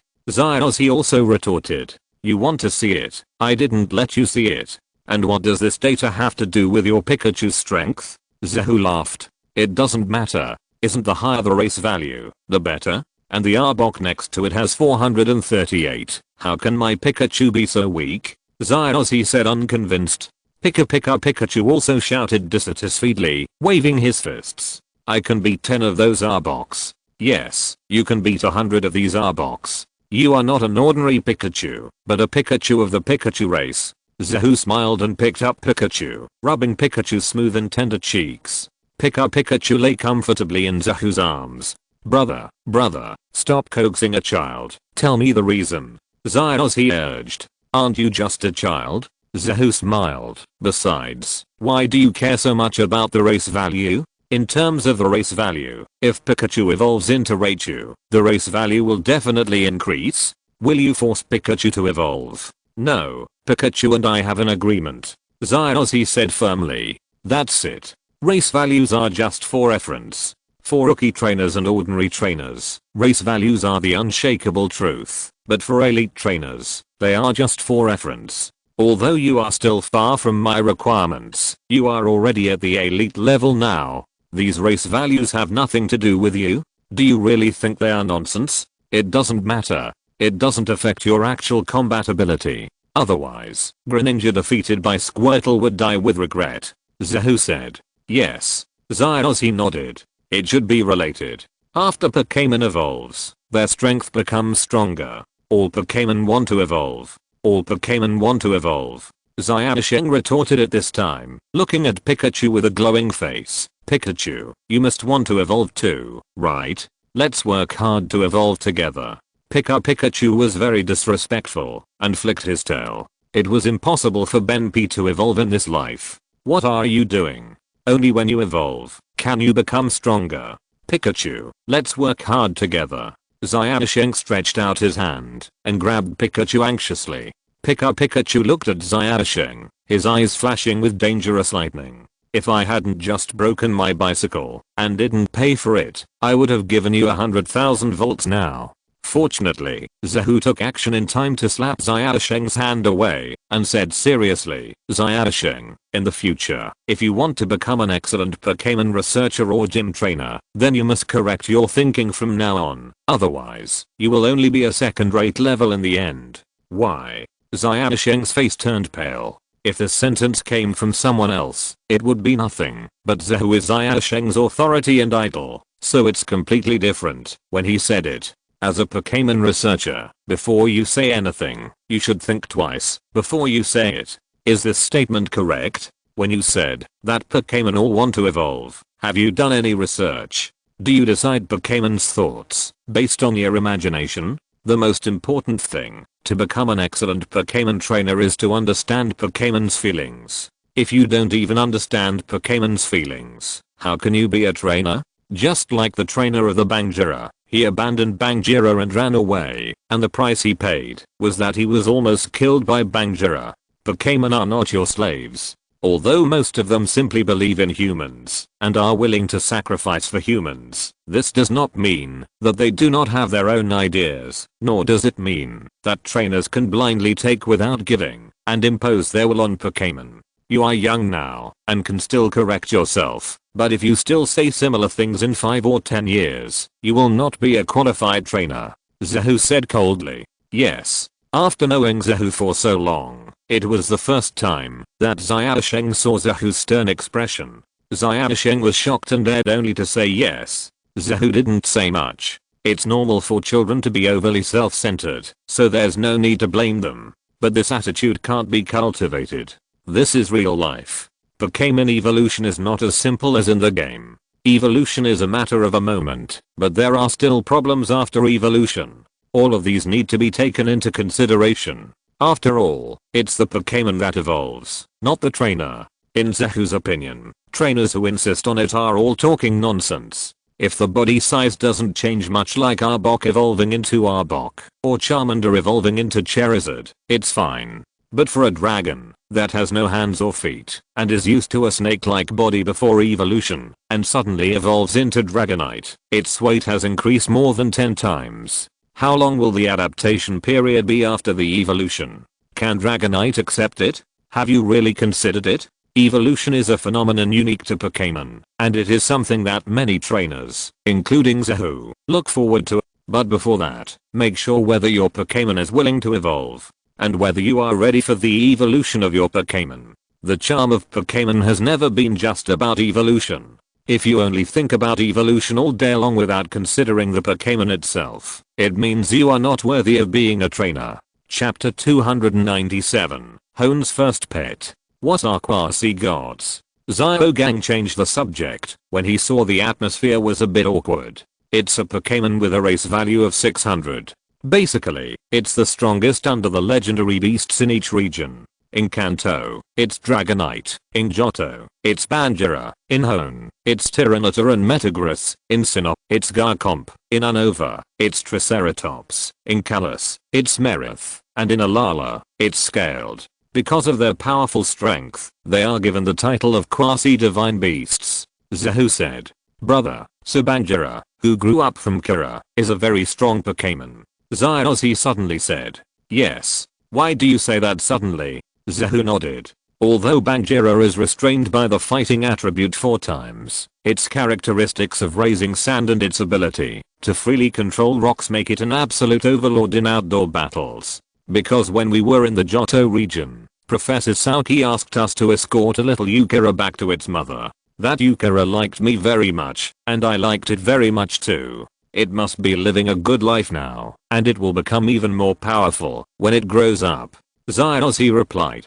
Yes, that Yukira was too timid at the beginning. Except for Xiaozi, anyone who touched it would become stiff. Xiaoxia said. She and Xiaogang also experienced it firsthand. Is that so? Then it likes you very much. After the Hone League is over, I will accompany you to Silver Mountain. Zahu said. What are you going to Silver Mountain for? To see Yukira? Sure. Xiaozi said happily. It is to strive to become its trainer. Yukira is a relatively independent Pokémon. When the time comes, it will leave its parents, go to the bottom of the mountain to eat ore, and then evolve into Shakira and come out. If you work hard at that time, it is very likely to become its trainer. If you miss the opportunity, when Shakira evolves into Banjira, its personality will change drastically, and the bond between you and it, when it was a child, will basically be invalid. Zahu said. Oh. Zyossi nodded repeatedly, recalling the time he spent with Yukara, and secretly vowed in his heart that he would make Yukara his partner. Okay, you guys pack up your things, I'll go see the big friend inside. Zahu walked in with a smile on his face, looking at Banjira lying on the ground and wailing. Seeing Zahu coming over, Banjira roared, expressing rejection, but now it no longer has the strength to fight, especially with Dragonite still there. It's useless to fight. Don't move, it's almost time to vent your anger. Zahu took out the healing potion and sprayed it on the injured part of Banjira's body. Although it was a bit painful, but he felt that his body was recovering, so Banjira still endured it, but he looked at Zahu with a slightly strange expression. Do you want to become stronger? Be as strong as Dragonite? Zahu said to Banjira. Banjira looked at Dragonite and nodded without hesitation. Then become my Pokémon. I can promise that I will make you stronger, and I will never abandon my partner. Zahu said. Banjira lowered his head and pondered for a while, then looked up at Zahu and said in the elven language, as long as you can make me stronger, I will obey your orders, but if one day you can't make me stronger, I will kill you. That's really rude. Then can you promise to obey any of my instructions while you are my Pokémon? Zahu smiled, understanding what Banjira meant. It was not interested in being Zahu's partner, but as long as it could make it stronger, it would obey orders. Okay. Banjira said. Oh. Zahu smiled and touched Bangila's head and said, okay, good boy. Banjira was dissatisfied with Zahu touching his head, but thinking of what he said, he still didn't do it. Zahu smiled at this. These Pokémon are still very good in some aspects. Even the evil Pokémon, Desert Tyrant, is very aggressive, but it is still simple and keeps its promises. Okay, let's get stronger together. Zahu took out a Pokéball, threw it on Bangila's head, and then captured it directly. Why capture it? During Zahu's capture of Banjira, Dragonite did not say a word. After Zahu captured it, he complained, that kid has a bad temper, and is very weak. He is not cute at all. Why capture him? It's easy to train a bad temper. If it doesn't behave well, just beat it until it behaves well. Zahu smiled. As a trainer, he always has to capture and train various Pokémon, which is challenging. Although it is smooth to capture very good and obedient Pokémon all the time, it is a bit boring after a long time. This is Zahu's true feeling after teaching the beast duck Golduck well, so he also tried to capture some troublesome Pokémon. After hearing Zahu's words, if you don't behave, you'll beat him up, Dragonite's expression relaxed. It was good that he could still beat him up at will. In the team, Dragonite was a little baby and needed to be spoiled. King of Leave and Snorlax were lazy bugs who refused to get up, even if they were beaten. They were not worth bullying. In the end, Arn was more docile and a good friend of Dragonite.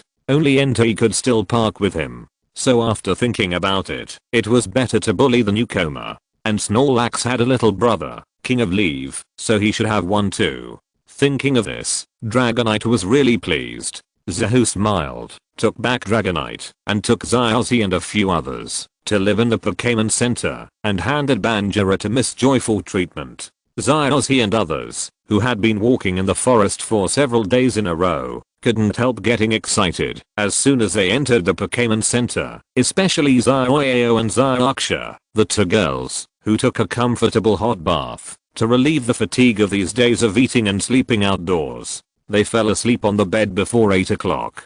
Zyossi, Zyasheng, Meowth and other heartless people also slept soundly on the bed. Zahu, as the leader of the team, was preparing Pokémon food specifically for Banjira. Although he had captured many Pokémon, this was the first time that Zahu had captured a Pokémon with both rock and dark attributes, so he needed to be more careful in preparing Pokémon food. In addition, the training of Banjira also required a new plan. The process was not easy, and it could even be said to be busy, but under the starlight, Zahu was very satisfied with his work. After the draft of the plan was roughly completed, it was already dark, and Zahu closed the computer and stretched his body. Looking at the sky in the distance, Zahu showed a thoughtful expression. Where is Dago now? He did not come to Hone just to travel or challenge the Alliance, but with two tasks. The first task was the Special Search Officer task, cooperating with the Special Search Officer's superiors and the Alliance forces to target the recent increasingly outrageous behavior of the Magna Team and the Water Team.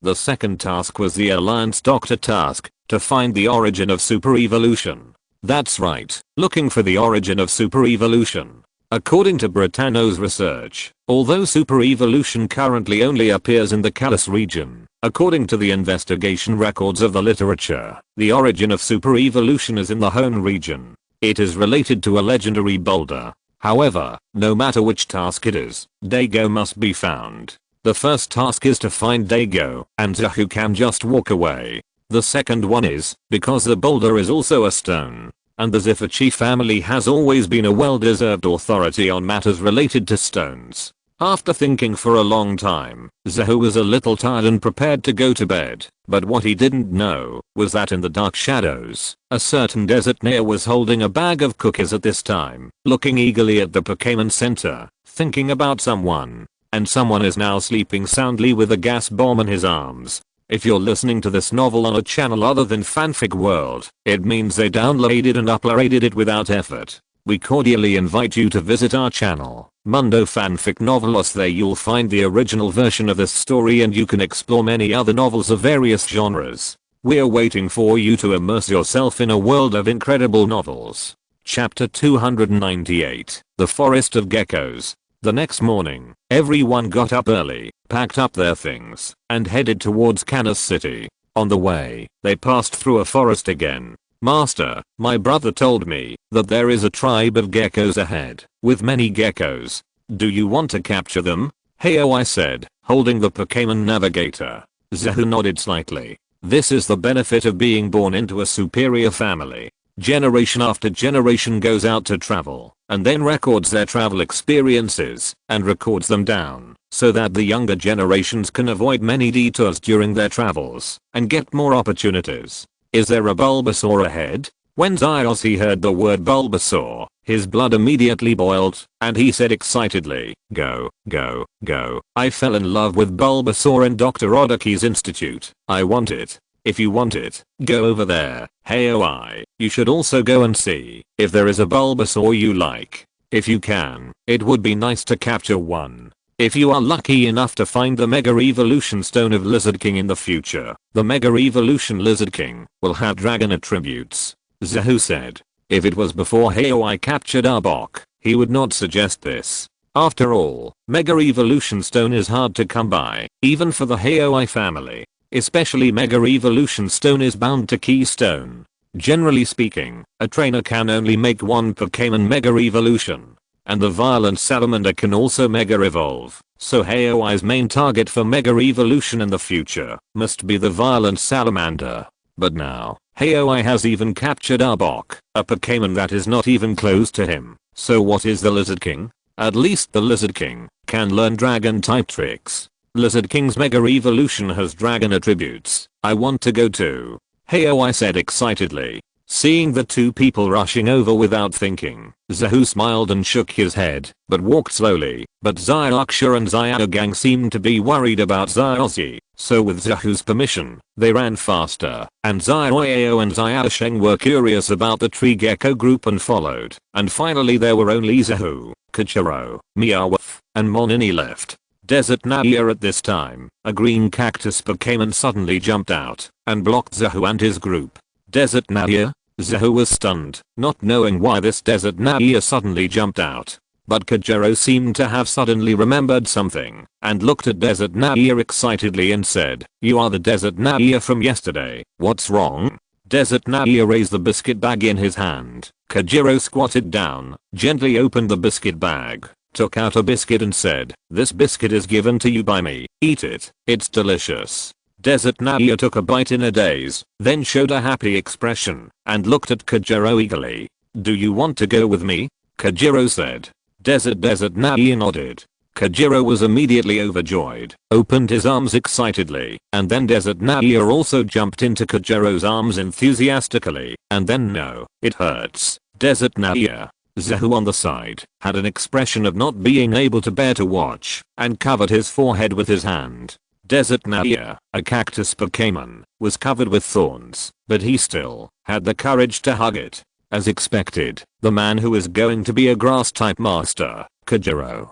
Speaking of which, Zahu had forgotten this Desert Nadia. In the animation, after releasing the double bomb gas, Kajiro used food to coax Desert Nadia over, replacing the setting that the Venus flytrap would bite Kajiro's head every time it appeared, and instead, every time it appeared, it would hug Kajiro and use the thorns on its body to give Kajiro a headache. It was just unexpected that Kajiro would still meet Desert Nadia, now that the trajectory had changed.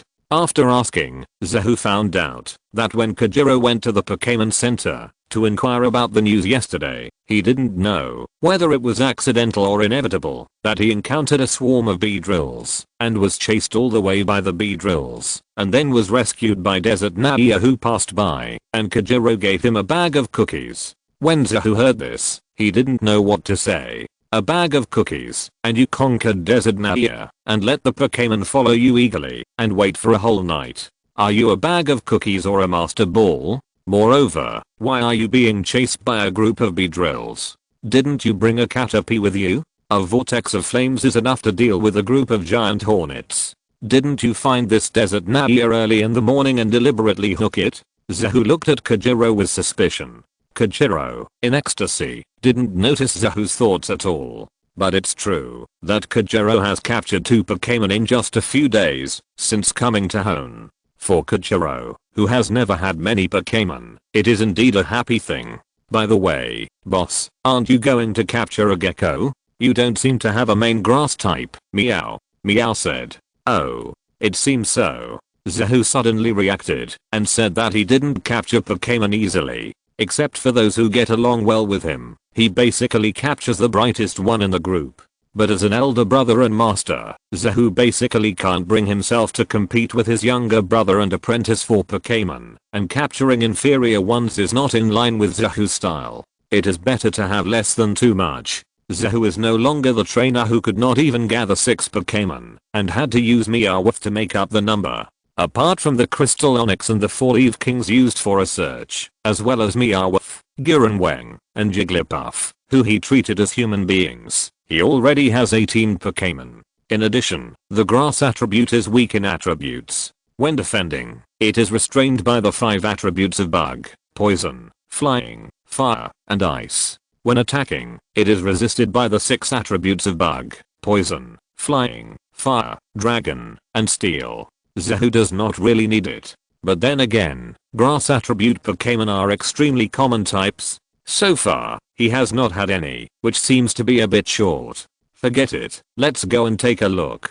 Zahu thought for a while. If he really wants to capture a grass Pokémon, among all the grass Pokémon, Zahu will definitely choose Forest Lizard. Not only can the Forest Lizard super evolve, but more importantly, he is a fast attack type trainer. Except for the Leaf King who really can't be fast, all the others, even Snorlax, have been trained to be agile. The Lizard King is an assassin of the forest, which suits Zahu's taste. If there is anything that Zahu likes more than the Lizard King, it is the Ultra Beast Paper Sword and the Divine Beast Belligeon, but Divine Beasts are hard to come by, so Zahu still doesn't dream much. Walking towards the direction of Zyozzy and others, Haoi has already captured it, but Zyozzy hasn't. After asking, I found out the reason. It turned out that the big tree where this group of wood geckos lived before withered, so they moved. Then during the collective move, the brightest and most lively cub in the group refused to leave and wanted to stay on that tree and protect that tree.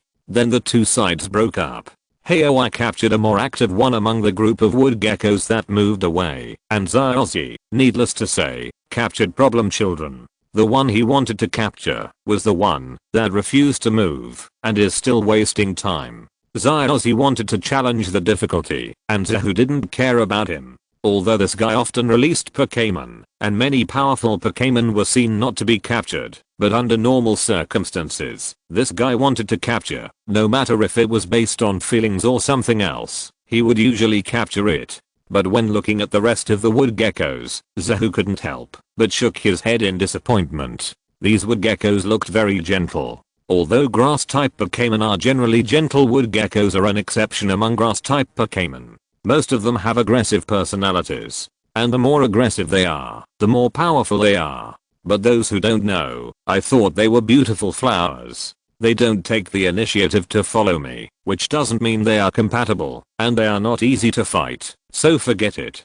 Chapter 299 The Mushrooms Injured by Mistaken Means. Dragonite, use Iron Head skill. Boshi, use Slap. Bangula, use Stone Attack. Gennard, use Return Punch. Under the starry sky, the trainer's commands continued. The sounds of battle rang out one after another, and energy fluctuations flickered. Dragonite shot out like a cannonball, Boshi flicked its tail, and slapped with full force. Bangula smashed with an iron fist, and sharp stone pillars on the ground, rose rapidly and attacked Gennard. Gennard, who was in the center of the storm, shouted Sonase loudly, and colorful light flowed through his body. Strong defense burst out, rebounding all the attacks. Dragonite was rebounded to the ground at a faster speed, and his head hit the ground hard, smashing a deep pit. Boshi turned around, flew upside down, and then hit the ground hard, seriously injured. Bangula attacked the hardest, and suffered the most serious backlash. The sharp stone pillars rebounded back, and hit Bangula's chin hard. Bangula was completely overturned, and fell heavily to the ground. Boshige, are you okay? Hiroya saw Boshige fell down, and immediately rushed over with concern. But just as he arrived next to Boshige, Boshige jumped up again, with a belligerent look in his eyes. Boshige is a grass type alien, with a belligerent personality. This little blow won't make it give up, so keep fighting. Zahu looked at Hiroya and said, oh. Hiroya looked at Boshige's expression, knew that Zahu was right, and encouraged Boshige to fight. Okay, everyone continue to attack. Guoran Weng, continue to use the return punch. You have to speed up your return punch speed, and the duration. Zahu said. Guoran Weng doesn't know any attack tricks. He only knows defensive tricks, but even if he knows defensive tricks, it doesn't mean that he doesn't need training. In the animation, Musashi Kojiro was beaten by Aaron and others because Guoran Weng used the mirror reflection too slowly, and the protective shield hadn't been propped up yet, and Bangula hit him with a destruction death ray, which solved it in one go. So, Guoran Weng's training can't be relaxed. Guoran Weng, but he has reserved a super strong shield. Sonase ran and shouted, saluted in a standard way, and the light on his body flashed more dazzlingly, rebounding all the attacks. The longer he followed Zahu, the more his personality became like Zahu. Zahu wanted to be the strongest trainer, and he wanted to be the strongest Ranon. He would block it to the end. Baby Dragon stood up again, looking at the Ranon in front of him with a solemn expression. In order to practice flying, he jumped off the cliff of the big tree every day, and then smashed the rocks on the ground fiercely, and trained his head to be indestructible. Even steel could be broken, but this blue guy actually blocked it all. When we usually eat together, he is lazy and looks easy to bully. I didn't expect that this guy would be so strong when he really fought. Even the little baby dragon wanted to fight, not to mention Bangula, the desert tyrant, with a cruel personality, even if he joined Zahu's team. But how could the full fire Ranon be so easy to deal with? The god of fruit, he is not called that for nothing. Zyozzy and his group watched Zahu and others training, and were shocked, especially Zyoyo, a novice trainer, who opened her mouth in surprise and said, Brother Zahu's training is so amazing. If Chickadee joins, he may lose his fighting power immediately. Yeah, it's a pity that Bimbisara was injured by Pikachu just now, and can't train anymore, otherwise I would also like to join. Zyozzy said with envy. After a day of fighting, he finally defeated Bimbisara and subdued it. But I don't know if it was because of the stimulation of the racial value. Pikachu was serious when he electrocuted it, and now Bimbisara was seriously injured. It is estimated that he will not be able to fight again before tomorrow. Okay, next. Sure enough, Weng will use mirror reflection, and the baby dragon will retreat. Bangula, use the destruction death beam. Zahu said. The baby dragon obediently retreated. Although the baby dragon still wanted to fight, Hayoi took back the Pokeball directly, so he had to give up the battle. At this moment, Bangula finally had the chance to burst out the wildness of a desert tyrant. The domineering and terrifying energy beam in his mouth condensed and erupted, attacking Guoran Weng with murderous intent. Guoran Weng immediately used mirror reflection, but this time it did not bounce back as easily as before. It was not that Bangula's strength had become too strong, but Guoran Weng had previously resisted the attacks of a group of people in succession, which consumed too much physical strength. However, in order to become the world's #1 Guoran Weng gritted his teeth and shook his body violently. Although his body retreated, it still rebounded violently and reflected all the destructive death light back. The strong beam rushed straight and hit Bangula. Bangula was knocked to the ground. The energy beam did not end, but continued to attack forward, making a loud bang. Zahu didn't care at first, but a small bull-like creature suddenly flew out from the explosion, and Zahu's face changed immediately. Did this accidentally hurt a Pokémon? At the moment, he didn't care about anything else, and hurried over to pick up the creature. After a closer look, he found a grass-type mushroom. Just because of the destruction of the death ray, Mushroom's condition was particularly bad.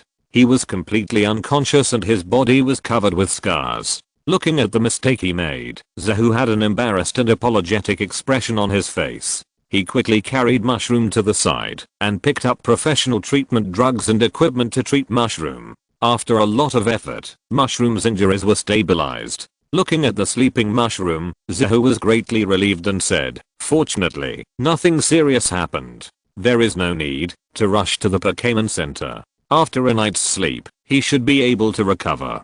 "Brother, what kind of Pokémon is this?" Zyos he asked curiously. He wanted to ask just now, but seeing how seriously Zahu treated him, he didn't dare to ask more. Now he dared to ask. Mushroom is a grass-type Pokémon with a gentle personality. It usually lives in places where rotten leaves are piled up. It is more common in the forest, but it usually lives in groups and rarely appears alone. I didn't expect that there would be a lone one here, and it was hit by Bangula's destruction of the death ray. Fortunately, nothing serious happened, Zahu said. It may be because of the accumulation of fallen leaves from the tree, protected by the wood gecko, which attracted this mushroom. Zyanagang guessed. Maybe, this mushroom's physique doesn't seem to be very good.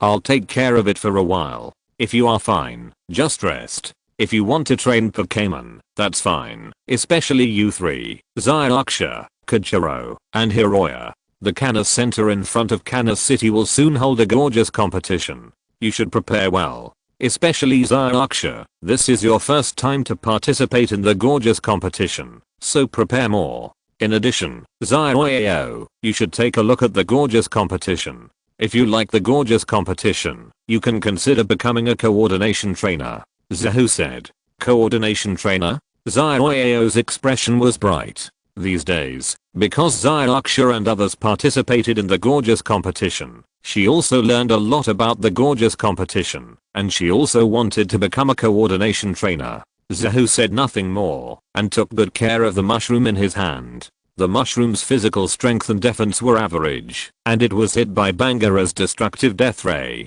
It must be cautious. Although the injury is getting better now, it must be paid more attention. Otherwise the injury will recur and something might really happen. Even if it recovers, it is easy to leave sequelae. Chapter 300 Another voluntary follower. The sun rises. Zahu wakes up quickly when he hears a noise. In his sight, a spirited mushroom is rubbing his face excitedly. He immediately stands up and says with joy, "You are recovered." Mushroom calls happily. It only remembers that it slept well at home yesterday, and then it was attacked suddenly, and then it fainted. Before fainting, it saw Zahu holding it tenderly and treating it. Now it feels that its injuries have improved a lot, so it naturally regards Zahu as its savior. Mushroom expresses gratitude seriously, but Zahu's expression is a little embarrassed. If he doesn't understand what Mushroom says, it's okay, but he understands what Mushroom says. Injuring others and then healing them is definitely not related to gratitude. Mushroom jumps ignorantly, rubbing in Zahu's arms, and it seems that he likes Zahu very much. Zahu scratched his head. He could bear the love of other Pokémons and was happy about it, but he really felt ashamed of this one. It was like he was deceiving a child. After thinking about it, he took out a box of Pokémon food that he had carefully prepared to restore the physical strength of grass-type Pokémon and gave it to Mushroom. Mushroom took a bite curiously and then showed an extremely excited expression and ate it in big mouthfuls. And his appetite was scary. It didn't take long for him to finish a box of Pokémon food.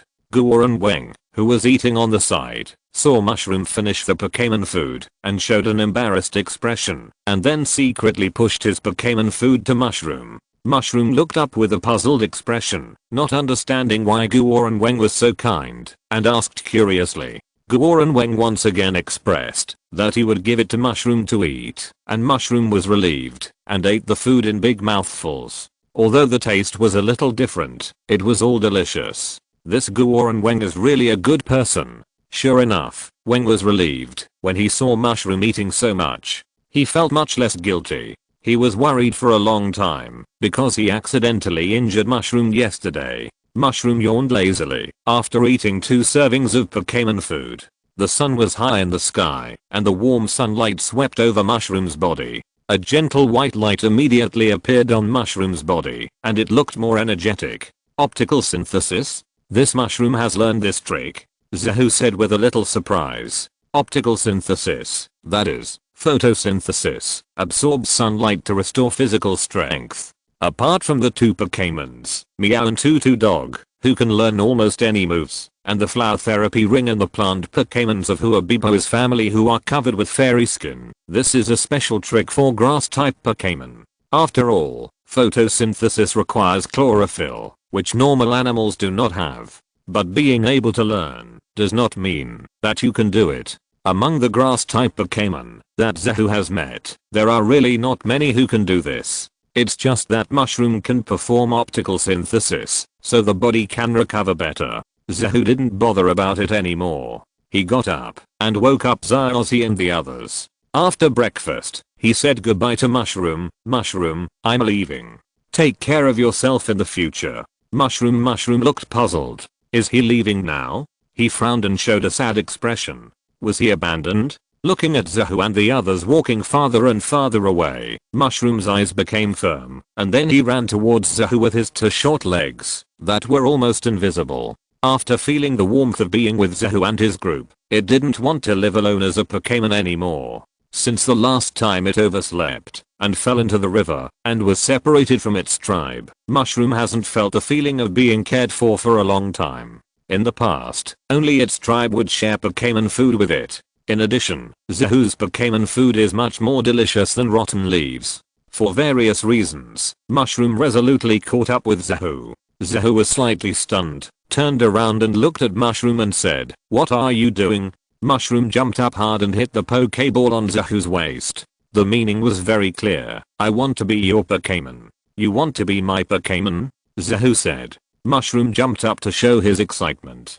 Zahu squatted down and touched the top of Mushroom's head. "A Pokémon took the initiative to become your partner. This is the Pokémon's great trust in you, but this trust is false and embarrassing." I thought about telling Mushroom the whole story so that Mushroom would not regret it in the future. After listening to Zahu's words, Mushroom showed an expression of sudden enlightenment, but still rubbed Zahu to show that he was willing to be conquered.